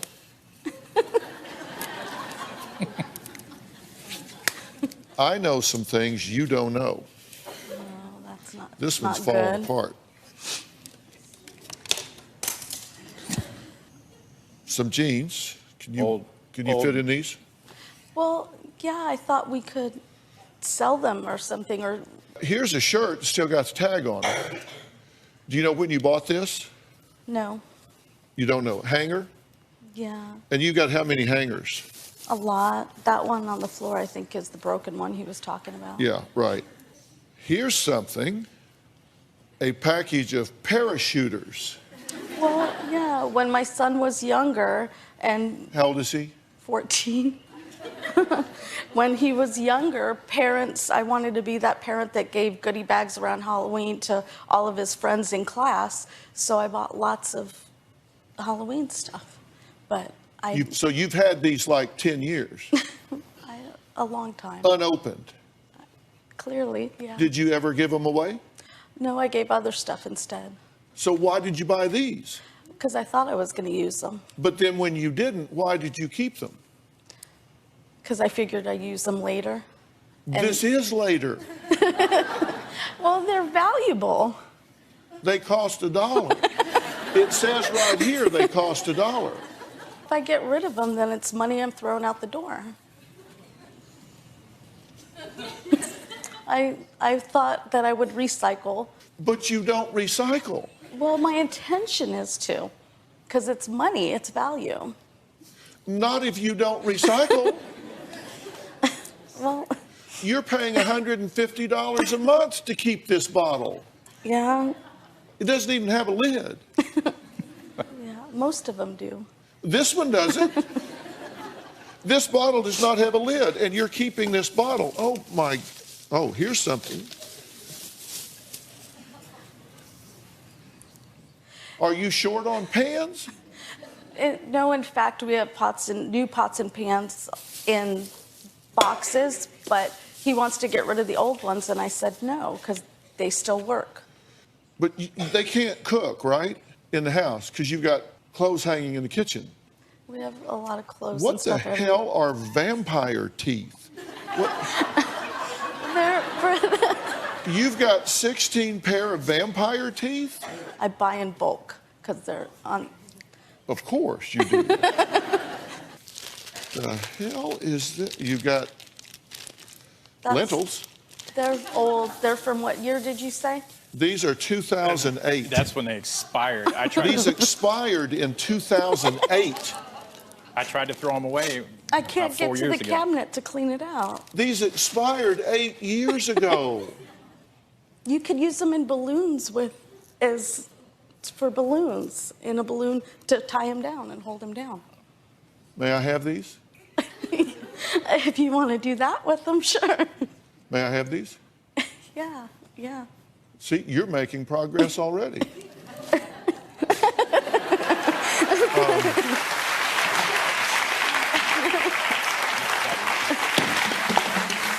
Oh boy.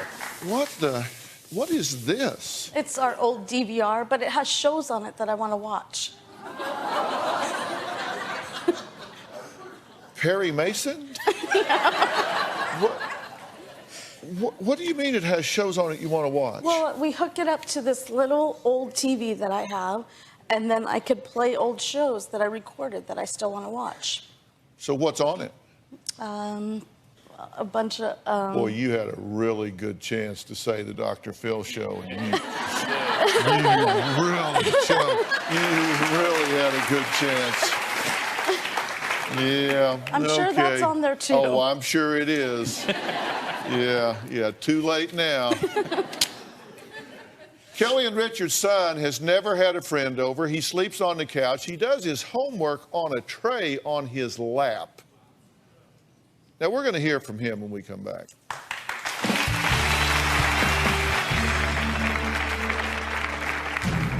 I can't sleep in my own bed. I don't have my own room to play video games. I have to either do homework on my lap or on a TV tray in the living room. I've never had a friend over before.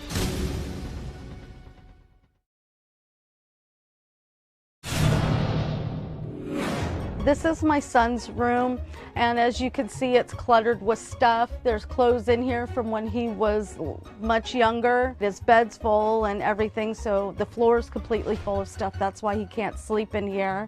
And as you can see, I still have the Noah's Ark theme from when he was a baby. Some of the stuff, like in this bookshelf, is baby books and stuffed animals. I have no idea what else is in there. Well, Kelly and Richard's son Josh says he's never known what a regular house was like until he had a sleepover at a friend's house. Now, he cannot wait until he is 18 so he can move out. The hardest part of this house is just not having my own space. It's horrible. It's a nightmare here. I can't sleep in my own bed. I don't have my own room to play video games. I have to either do homework on my lap or on a TV tray in the living room. counter is filled with tons of stuff. We have plastic bottles. I need to clear off a space on the counter just to make my own lunch.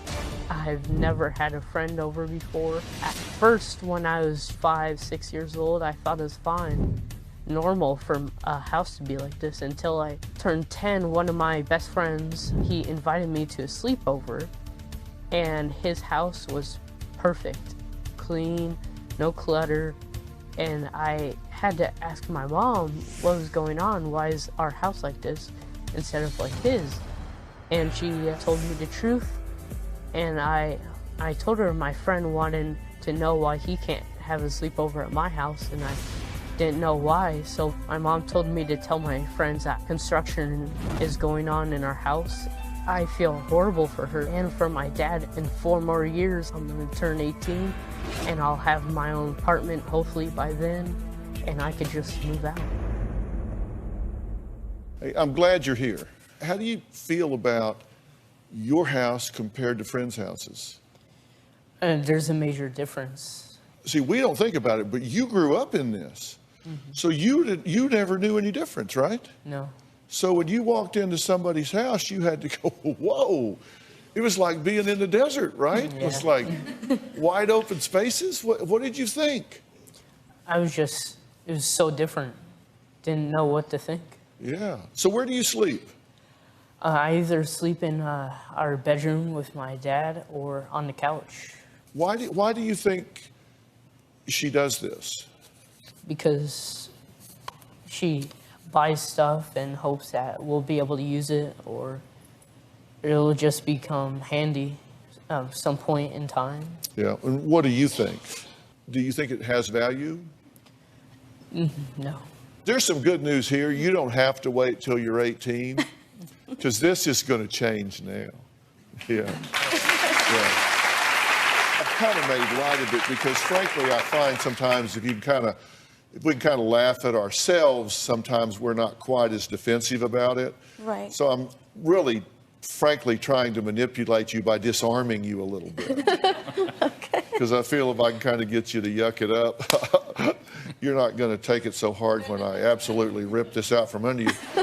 I could have a truck backing up to your house And right I don't now. want that. That would be devastating to me. I could have a truck backing up there right now with a crew of 6, and they could be in there shoveling that stuff out as we speak. I wouldn't be happy. But it would be clean. Well, the stuff would be gone. And then this would all be over, right? Well, Wrong. there's stuff I still want, and I want to know why I do what I do. I don't have a truck with 6 men. Thank God. Okay. But I'm going to expect you to do it when I answer your questions as to why you're doing it. Okay. I wouldn't do that because that would be a violation, and it's not about the stuff. You need to understand why you're hanging on to this stuff. Right. You know, there's another name for hoarding. It's called disposophobia. You have a fear of disposing of stuff. And phobias are anxiety-driven. We'll talk about that. Next, after initially speaking with Kelly and seeing pictures of her house, we thought it might be a good idea to have her home tested to see what this family is really living with and breathing in. We'll talk about that when we come back.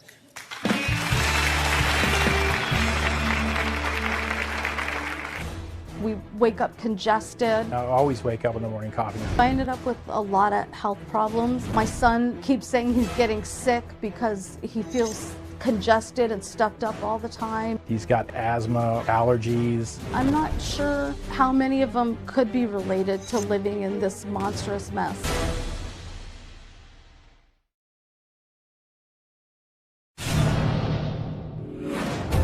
I believe this house does absolutely cause some health problems. The house could be killing my family. There could be stuff hidden, like mold or something that we don't even know about. We wake up congested. I always wake up in the morning coughing and start sneezing, and then I won't when I'm at work. So is there something to it?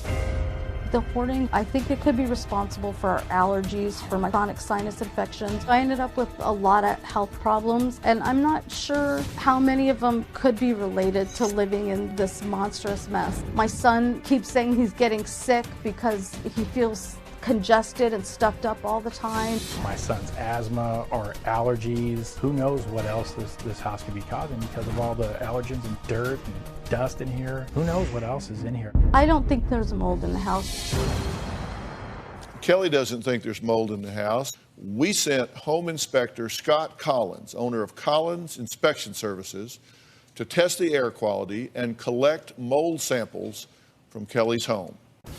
Hi. I'm here to sample for mold in the air. We're going to kind of walk around the house and look for any areas that might possibly have mold. It definitely smells musty in here. I'm seeing some organic growth. Might have a little bit of fungus growth down there at the bottom. And what we're seeing here is, again, probably condensation from interior moisture of the house. Okay. When you're breathing, you create moisture, and cooking and bathing. So all that moisture inside the house, if the house isn't properly ventilated, if you're not able to open your windows and your doors often enough, that moisture will condensate on this glass. The curtains are pushed up against the glass by the stored items in there. You have some growth from where that condensation's formed. We have some fungus growth. We're going to take both these indoor samples and the lab will confirm. Well, Scott is on the line right now to tell us the results of the home inspection. So, Scott, what did you find? Hi, Dr. Phil. We found 3 types of mold in the home. Basically, as you might have saw in the video there, we had mold growing in the bathroom window, on the curtains in the living area, and the air samples were representative of that. There was another species of mold, or 2 other species of mold that potentially showed up. They're hard for the lab to determine which one it is, so it's one or the other. It's penicillium or aspergillus. That was, and then on the windows and the glass we had cladosporium. Cladosporium, as I've seen in research, that it's a trigger for asthma. These molds are all potential allergens. Why they're not toxic, as in black mold, they can be toxic to certain individuals. All right, Scott, thank you so much for your information, and thank you for inspecting the home for us. I really appreciate it. I want to add somebody to the conversation. Dr. Tanya Elliott is joining us via Polycom right now. She is board certified in both allergy and clinical immunology. She is a published author on allergies and respiratory disease, as well as a guest lecturer at the American College of Allergy, Asthma, and Immunology. She is also the medical director of Doctor on Demand. Dr. Elliott, what can you tell us about the types of mold that were found in Kelly and Richard's home? Cladosporium in particular is one of the most common mold allergens that cause asthma attacks. If we can get this house emptied out, get it cleaned, get these carpets, get everything done, and then get the proper ventilation in there where this house is, first eradicate that from the house, then get the proper ventilation in there, has got to be improved once you get those irritants out of there as far as his asthma is concerned. It's got to improve it, right? Certainly, and you're talking about morning congestion. It's not just that, it's upper respiratory infections, it's sinus infections, it's lung infections. Aspergillus in particular can cause something called allergic bronchopulmonary aspergillosis, which would require chronic steroid use in order to get under control if the aspergillus problem is not remediated.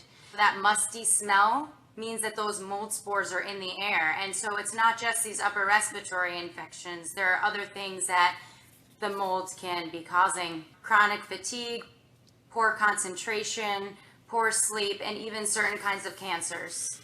I want you to be sure that you're very clear on this. So Doctor on Demand is my company and my son Jay's, so we're going to arrange for you to be able to have a one-on-one consultation with Dr. Elliott afterwards so you can answer specific questions about that and make sure you're doing the right thing as far as whatever treatment might be concerned. So we'll set that up. Dr. Elliott, thank you so much for taking the time today. We really appreciate it. No problem. All right. Happy to help. Coming up, what's behind all of this and how she can change all of that right now after the break.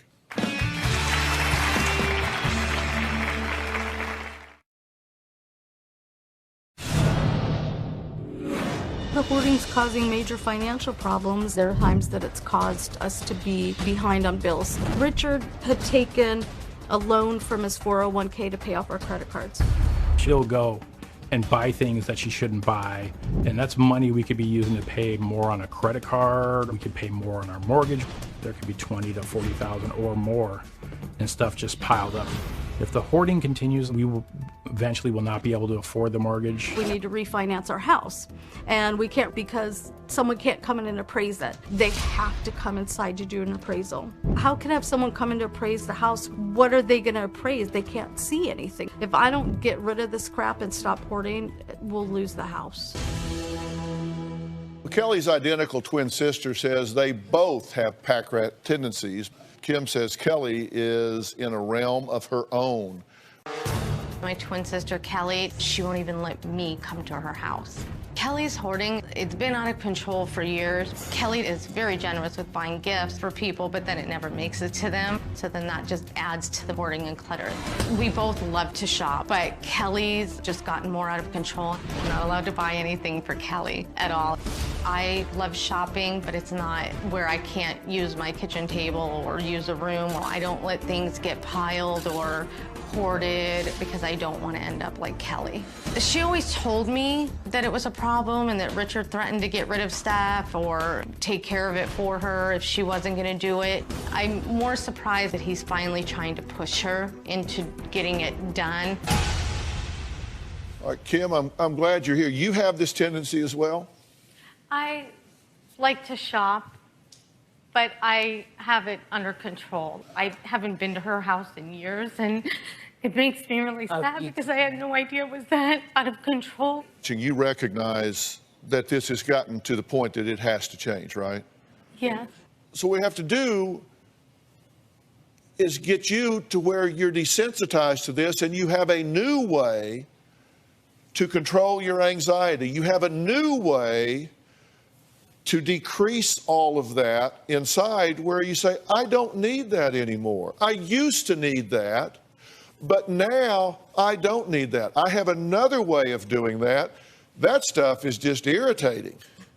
I now have a way of controlling my anxiety. I now have new tools, systematic desensitization, relaxation techniques, all sorts of ways for you to deplete yourself of anxiety emotionally, physiologically, neurologically. And those things are very doable. We'll be right back.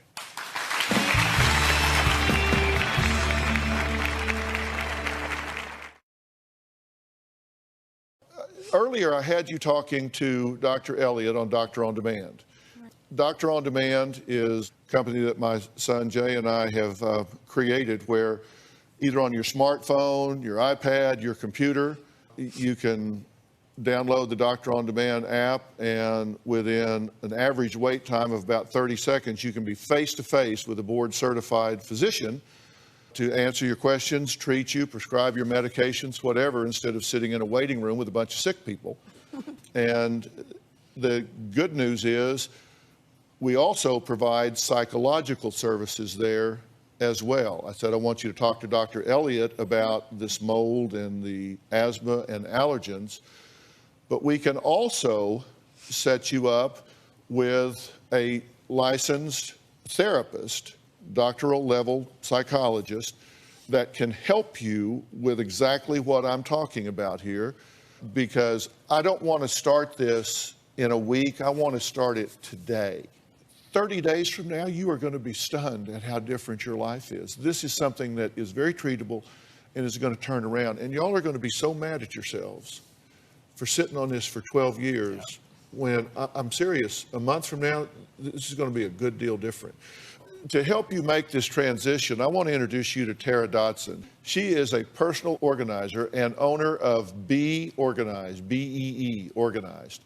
She has experience working with hoarders a lot, and she's going to work with Kelly to get rid of the items that you don't need, so you don't feel like there's just some violation and you're out of control. But it's going to take a lot of work, right, Tara? It's going to take a lot of work, but I'll be there to hold your hand through the whole process.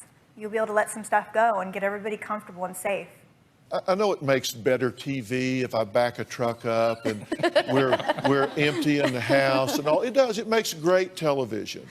But it's not the responsible way to do this. The responsible way to do this is to do it with you and get this handled properly. How's that? Awesome. Great. Thank you so much. All right. I want to thank my guests today, and a special thanks to Tara Dotson. A special thanks to Tanya Elliott of Doctor On Demand. If you want to have your own Doctor On Demand, you can go to iTunes or Google Play, download the app, and you can hook right up and be right there. We'll see you next time. All right. Thanks so much. We'll get this turned around really quick. Guys, thanks so much.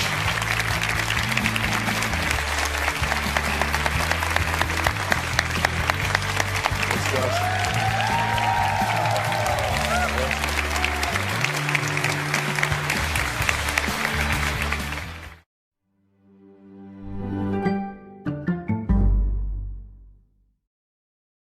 Today on Dr. Phil, they claim a stranger is obsessed with their twin daughters. She took my photos offline and made up a complete life that she's their mom. My girls are in picture frames all over her house. Who is the woman they're accusing? We found her.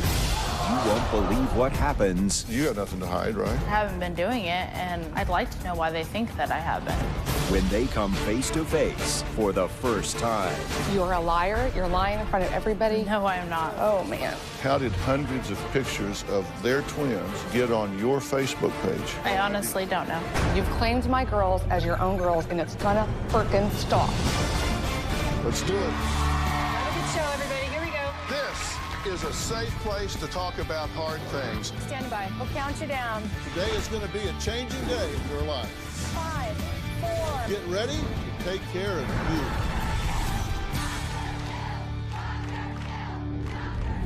All week, we are looking at some of the most bizarre deceptions ever to come to our attention. This one today was especially shocking. April claimed a woman named Ashley was electronically stealing pictures of April's daughters and, get this, posing as their mother online. Imagine someone using your children's photos and posting them saying they are your son and daughter's parent. My 4-year-old twin identical daughters, Sophia and Vivian, were born in 2012. They are completely my pride and joy. After I had the twins, I joined a Facebook group for moms of multiples using an alias name, Precious Bundle. I did upload some photos here and there because I was proud of them. When my girls turned 1, I got a private message on Facebook from a lady alerting me that my twin girls' photos had been stolen off of Facebook and were being posted by someone else on a blog site. When I went to this lady's blog, it said that her name was Ashley. She basically took my photos offline and made up a complete life of her as their mom and has a story to go along with every single picture was my girls. She gave the children the names Adea and Camberlyn. I started bawling. I realized at that time that my daughters had been digitally kidnapped. I just want to figure out what is going through her head. We found out where she lived, so we called the police. Ashley had been arrested for burglary, assault, and computer fraud. She'd actually spent time in jail. Police told us that there's nothing really they can do because they said there's no crime in stealing the photographs. We felt helpless. My husband sent her a message that we know that she has stolen photos of our babies. He's told her that we contacted the police. We never heard a response. We thought that was the end of it. Well, that was far from the end of it. Just a few weeks ago, April discovered that this online stranger, Ashley, has been allegedly stealing photos of her twin daughters, Sophie and Vivian, for years. Not just reposting them, but putting their pictures in frames throughout her home, as if they were her own children. 9 days ago, I got a private message on Facebook from somebody, and that person alerted me to the fact that she believed that Ashley is posting photos of my twin girls on Facebook and claiming them as her own. This is still continuing, and then it has been continuing since my children's birth. I contacted an investigator. She was able to friend Ashley on Facebook. Once Ashley accepted her request, the investigator got in there and sent us hundreds and hundreds of photos. It has gone further than just posting photos on Facebook. My girls are in picture frames all over her house, above her bed, above her nightstand, on her TVs, on her dressers, on the end of couches. Ashley altered a lot of the pictures. The pictures had our girls' names on the outfits they were wearing, and she would blur them out. A lot of photographs had my wife in a reflection, and she would blur that out. Ashley's room with the cribs was painted the exact same color my wife painted ours. I saw one photo of my girls at their 4-year-old pediatrician visit. She just made up a story that one of them had seizures. My girls have never had seizures. I learned that Ashley is claiming she lost custody and that her mother-in-law has custody of them. This was a comment off of a photo that Ashley posted of my kids. Ashley comments, "I don't get to see them at all. Hopefully that changes," and then notice very capitalized soon. This was the comment that I decided, I'm stopping this. I have to get to the bottom of this. My family is in turmoil over it. We are scared for our children. We installed security cameras on our house. I do have a pistol in my house. It's loaded, ready to go. I will do whatever I have to do to protect my family. I am dealing with someone who is completely mentally unstable. Okay, Nathan, April, there is actually a term for this, as you know. It's referred to now as digital kidnapping. And it's where people take these pictures, they rename the children, they post them as their own, they claim them as their own, and you feel strongly that that's what's happened here. 100%. Oh, definitely. Yeah. And this has you concerned. Why?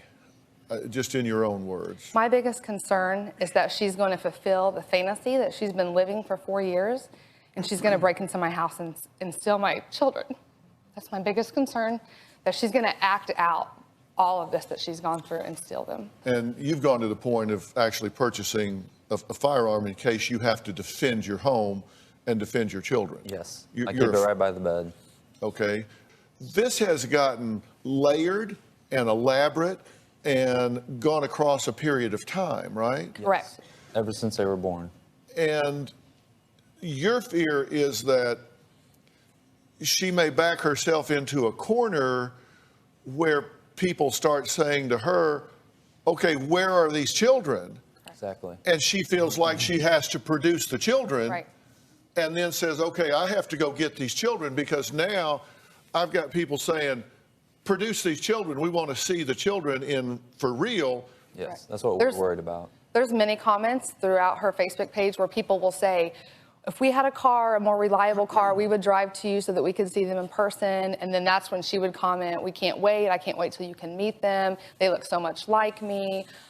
She would talk about they definitely have my personality because the way they act. And it goes way beyond just, I think these kids are cute and I'm going to act like they're mine. It just goes way beyond. Well, listen, I don't want to be an alarmist here, but I do think that it would be naive to say, oh, people do crazy things. I think you do need to be alert, and I think you need to be vigilant about this.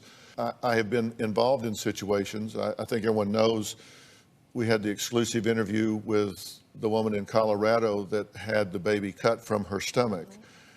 And one of the things we saw reported in the media leading up to that is the woman that allegedly did this had reported a due date, and then another due date, and another due date, and it kind of came to the point where she had to produce a baby. Yeah. And that's what I mean about backing herself into a corner. I think you're right to be concerned and be vigilant. And here's what we're talking about here. I want to take a look at some of the things that you have seen, and you were alerted to this by someone else. Here's a picture of your twins, and then here they are on Ashley's blog. Correct. Where she takes these pictures 5 months later and on her blog and says those small moments as though these are her children. Correct. Okay. So she's hijacked the pictures at this point. Then here again, your Facebook, you're commenting, we've blurred the nurses' pictures because we don't want to involve them in this. But you're giving kudos to these wonderful nurses.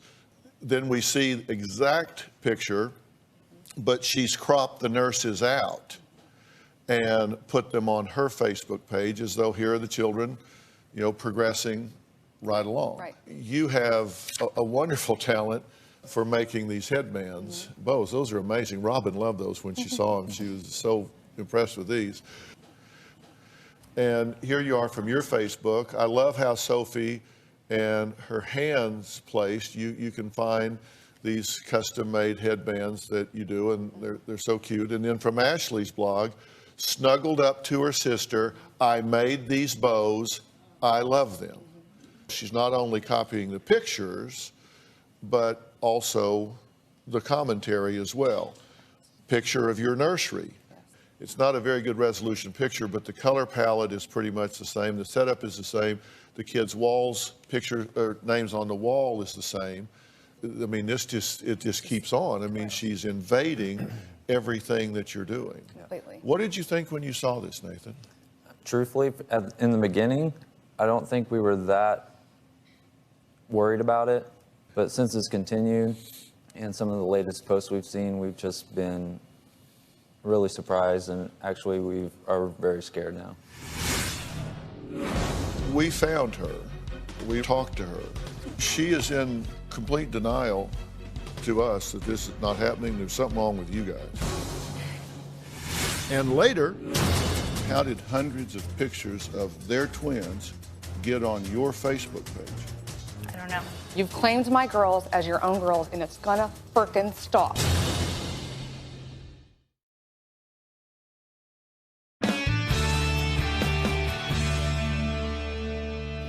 She started posting some things, raising the girls across the years, essentially. Here, my baby girls are always holding on to each other. So these pictures. In September 18th, 2014, Ashley, they are getting so big and in dance class. Wow, my babies need to stop getting older, laugh out loud. Then January 19th, 2015, just last year, Ashley, my beautiful babies that are growing up too fast, but will always be my babies. Finally understand why my mom always said that. Then March 9th, 2016, got an update on my babies. So happy they went to the doctor today. They are both doing very good. And Adea has been seizure-free for a bit.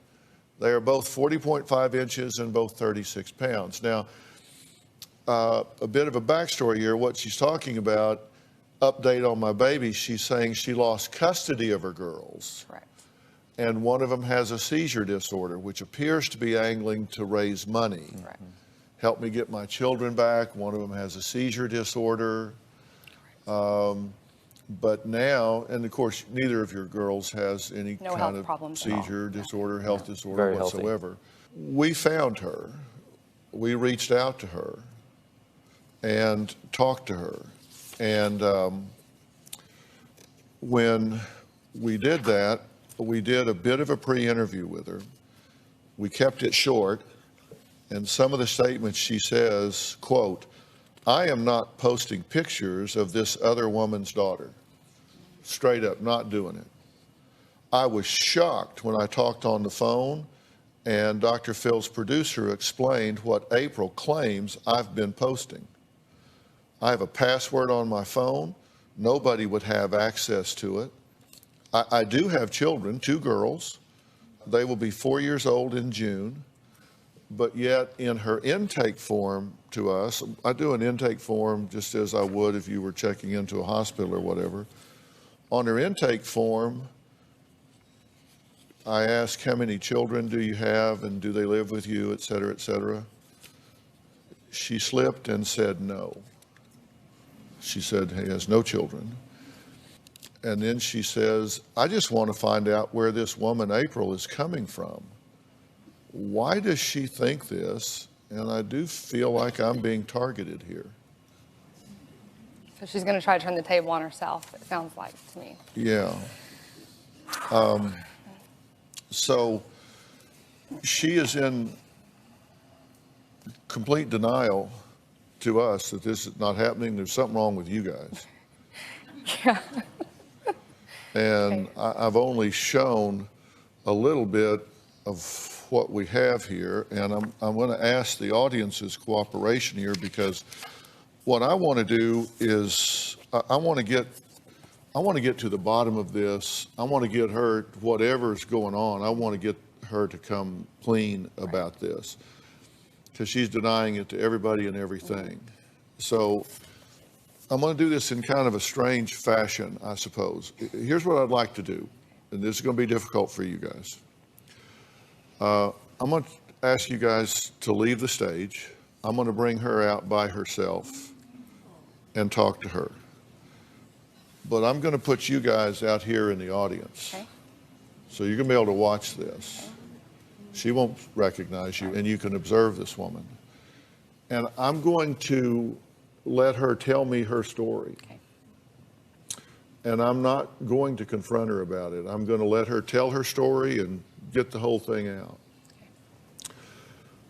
So I'm going to ask you guys to not react to any of this. I want her to stop lying to herself, if she's delusional, if she's mentally ill. I want to get through that delusional system and get through there and have a candid conversation with her. After she tells that story, then I'm going to bring you back up here. And I'm going to sit you across from her, and we're going to get to the bottom of this. Is that okay? Everybody down with this? So you're all going to have to help out here. And of course, she's been back sequestered. She hasn't heard a word that's been said at all. Coming up, we are going to meet the woman who has been digitally tracking every move that April and Nathan's beautiful twin daughters have made in their short life. It took some digging, but we did track her down, and you will not believe what she has had to say. We'll be right back.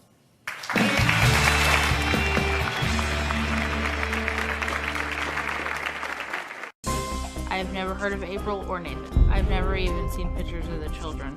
I have two twin daughters that are almost 4. Their names are Adea and Kimberlyn. They are my pride and joy. And later, Ashley, you're a liar. maybe you're confused. Do you have pictures of your girls? We could go to your Facebook page here.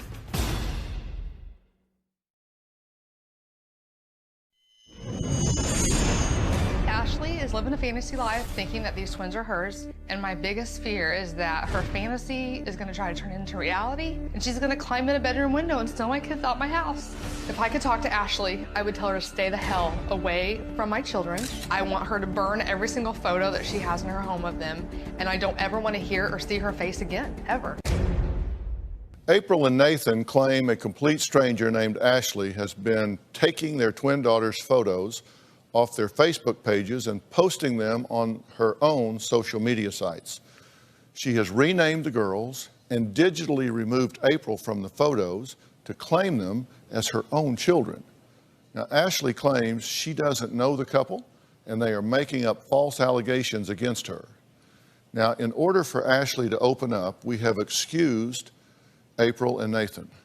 They will be watching discreetly from the audience. April and Nathan are claiming that I took pictures off of their Facebook of their daughters and used them as my own on my Facebook, and I did not do that. I have never heard of April or Nathan. I've never even seen pictures of the children. I have no idea why they think that. Anyone could go through my Facebook and see that I don't have pictures. They don't have any proof. About 5 days ago, the police showed up at my house. They asked me if I had been taking pictures off of someone else's Facebook page and posting them my own. I told them no. I have two twin daughters that are almost 4. Their names are Adea and Kimberlyn. They are my pride and joy. The last time I saw them was when they were 3 months old. I lost custody of them. I had gone to prison because of the mistakes I was making. My 2 daughters were with their grandmother on their father's side. When my girls were 7 months old, I lost contact with them and I don't know where they are. I do think this is totally bizarre. Being accused of something I didn't do has totally thrown me for a loop. Ashley, how are you? I'm good, how are you? I'm well. So you know that April and Nathan are a couple with a set of twins. Yes. And for some reason, they think you have what's referred to as digitally kidnapped these children and are claiming them as your own. And you, of course, say that's absolutely not the case. Why would they think you're doing that? Why would they, if somebody's doing that, why would they pick you? Why would they think you're the one doing that? Yes, I have been told about those claims. I have no idea why they think that. Right. Do you have children? Yes. Okay. And do you have twins? Yes. Oh, you do have Yes. twins. Okay. I do not have custody of them, though. Okay. And when were they born? They were born June 22nd, 2012. Oh, 2012? Yes. Girls, boys? Girls. Girls. But you don't have custody of them now? No. Why not? I had made some mistakes in my life, and I was sent to prison, and I lost custody of them because of that. Okay.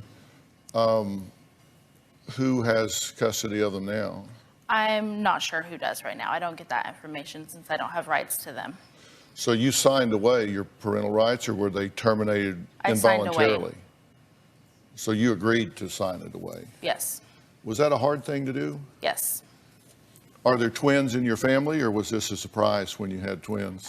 My older sisters are actually twins. Oh, is that right? Yes. Yeah. So you kind of knew? Well, I mean, I didn't know, but it was still a surprise because no one thinks it's going to be you. Yeah. But yeah. Well, I'm married to a twin, and I've got triplets on both sides of my family, and my son married a triplet, so we thought we might have a litter when he had kids. So was the pregnancy difficult? Yeah, I mean, it was, I'm sure, more difficult than a normal pregnancy, but I have too many complications. Yeah. How many weeks did you go? 31. So they were early. Yes. Yeah. How big were they when they were born? Adea was 4'7" and Camberlyn was 5 pounds. Well, that's pretty good. Yeah, they were really good weights. Were they healthy when they were born? They were pretty healthy, yes. Yeah. And how long did you have them before they were taken away? 3 months. How do you think a mother would feel if somebody was hijacking their children and claiming them as their own and putting their names on them and all that? I mean, how would a mother feel if that was happening? I think I'd definitely feel possibly scared. I'm not sure how I would feel in that situation, but I do think I would definitely be scared about it, you know. As a mother, not being a mother, I mean, I'm a dad, so I've got connection, of course, to my kids, but I think maternal bond is different than any other. As a mother, what do you think would motivate somebody to do that? I have no idea. What do you think should happen to somebody that did do that? Do you know of any reason that anybody would have told me they know that you actually have pictures of their children? No. And I'd like to know why they think that. And later... It's scary to me that you can be so calm and cool and collect. I don't know what you're capable of.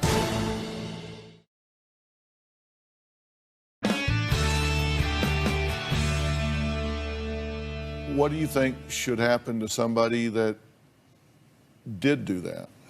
I think they should stop for sure if they were. Yeah. Do you think they would do that?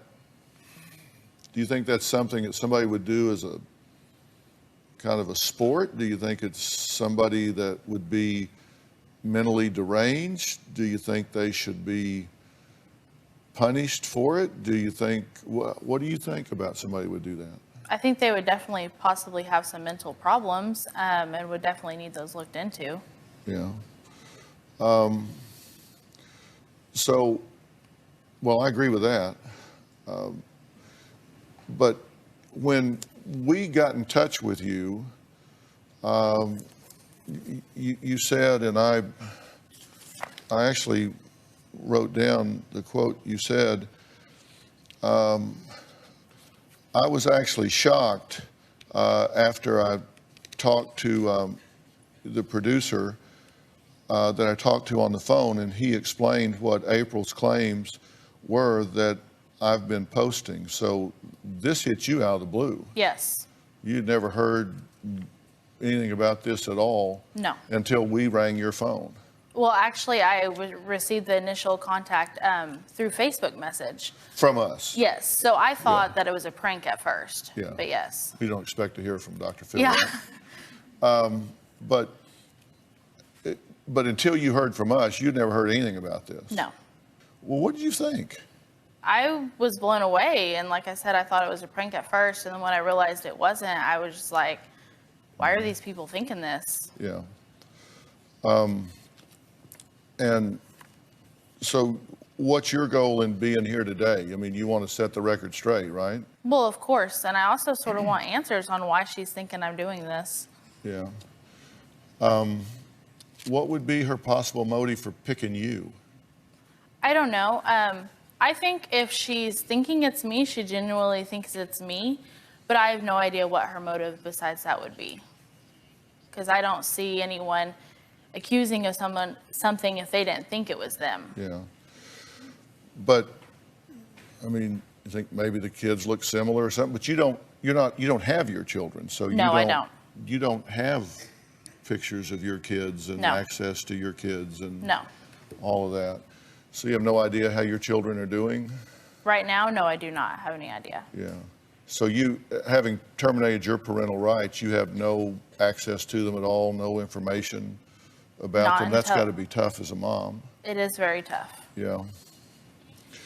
Yeah. Now, when you lost custody originally, when you went to prison, what did you go for?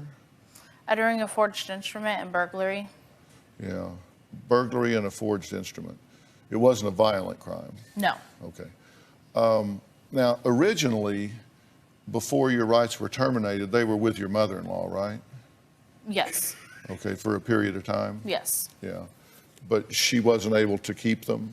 For whatever reason, no. Yeah. Would you have preferred they stayed with her? No. Oh, so that was okay? Yes. I won't get into that, but it was okay with you that they went somewhere else? Yes. Yeah. Do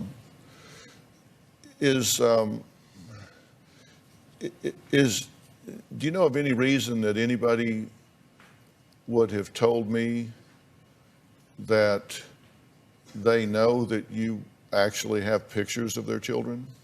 No. No reason anybody would have told me that? Not that I know of, no. Yeah. And if you have a chance to talk to April and Nathan, you just want to tell them what? Straight up, not happening. Well, that I haven't been doing it, and I'd like to know why they think that I have been. Okay. And you want them to quit saying that about you, of course. Of course. All right. Well, and you understand they're concerned and they have questions, and you're willing to answer those questions. You got nothing to hide, right? Yes, I am very willing to answer any questions. Yeah. And that's why you came here today. Yes. So, up next, Ashley says she doesn't even know the woman accusing her of posting photos of her twins online. Well, they are going to get to know each other. The two women will meet face to face next, as well as her husband, Nathan. We'll be right back.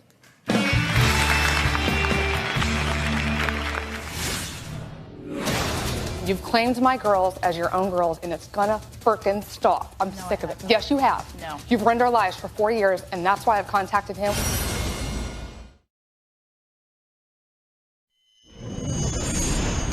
I had gone to prison because of the mistakes I was making. Counting jail and prison, it was almost 2 years. My charges were burglary and I forged a check. The burglary, I had gone into a house that I used to live in and was getting some of my things. I took a few picture frames and some bedding that I had had. I actually did forge the check. In that process, I lost my rights to my girls, and I've never really had them with me because of my choices then. Well, April and Nathan say a complete stranger to them, Ashley, cyber hijacked their twin daughters' photos, renamed the girls, and has been claiming them as her own for approximately 4 years now. Ashley denies any wrongdoing, says, I have no idea why they would target me for this. She says, straight up, I have never heard of these people.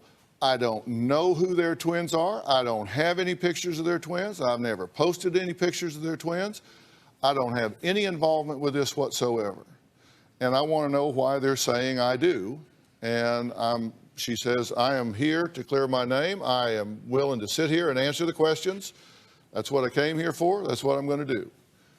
Well, they're going to meet each other now for the first time. So please welcome April and Nathan to the stage. Will you all come on down?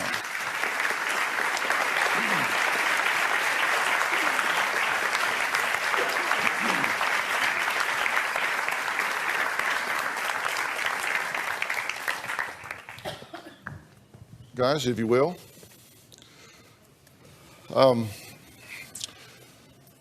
So this is Ashley, who you've never met, right? Never met her. You've never met her, don't have any contact with her. Your lives have never crossed. Paths have never crossed. You've not met and you don't recognize them at all. No. So you are strangers. Yes. All right, well, this is April and this is Nathan.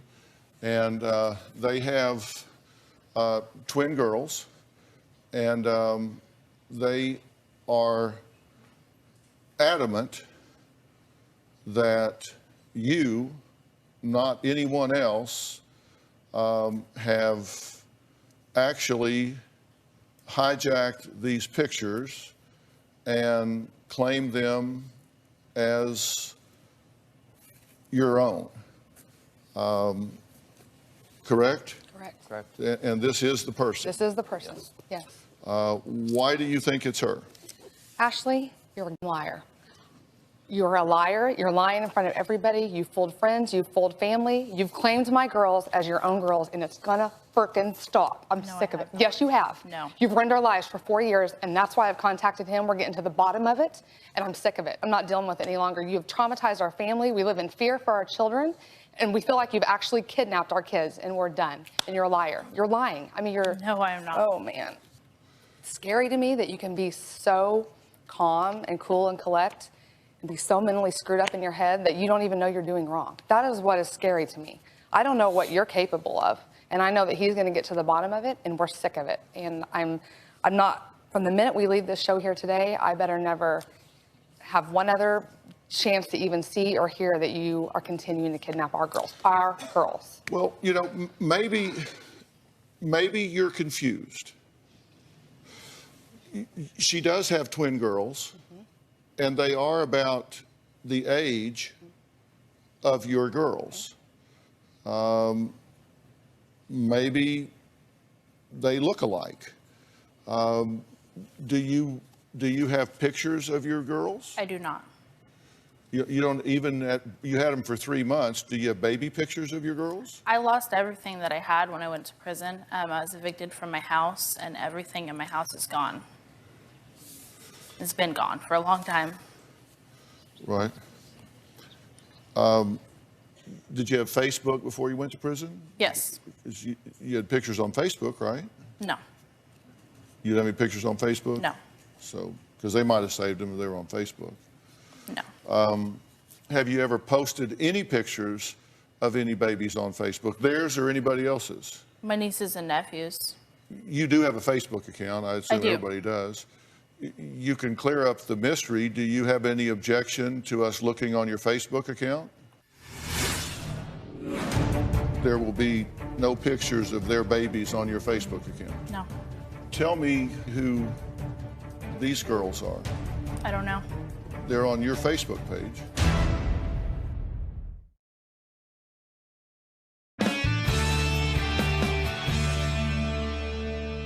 You can clear up the mystery. Do you have any objection to us looking on your Facebook account?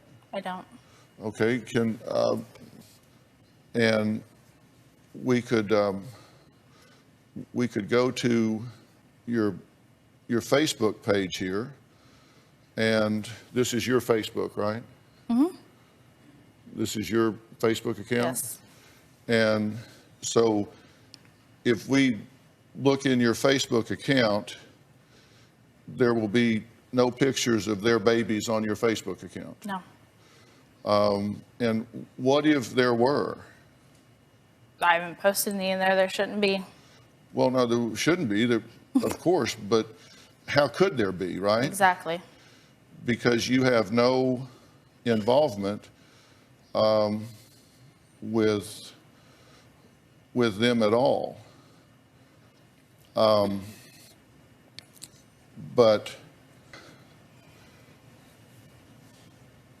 tell me who these girls are. I don't know. They're on your Facebook page. Mm-hmm.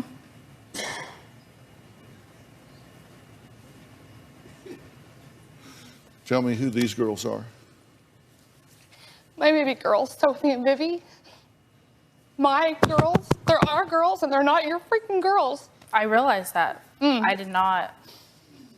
But these are her, Nathan and April's children.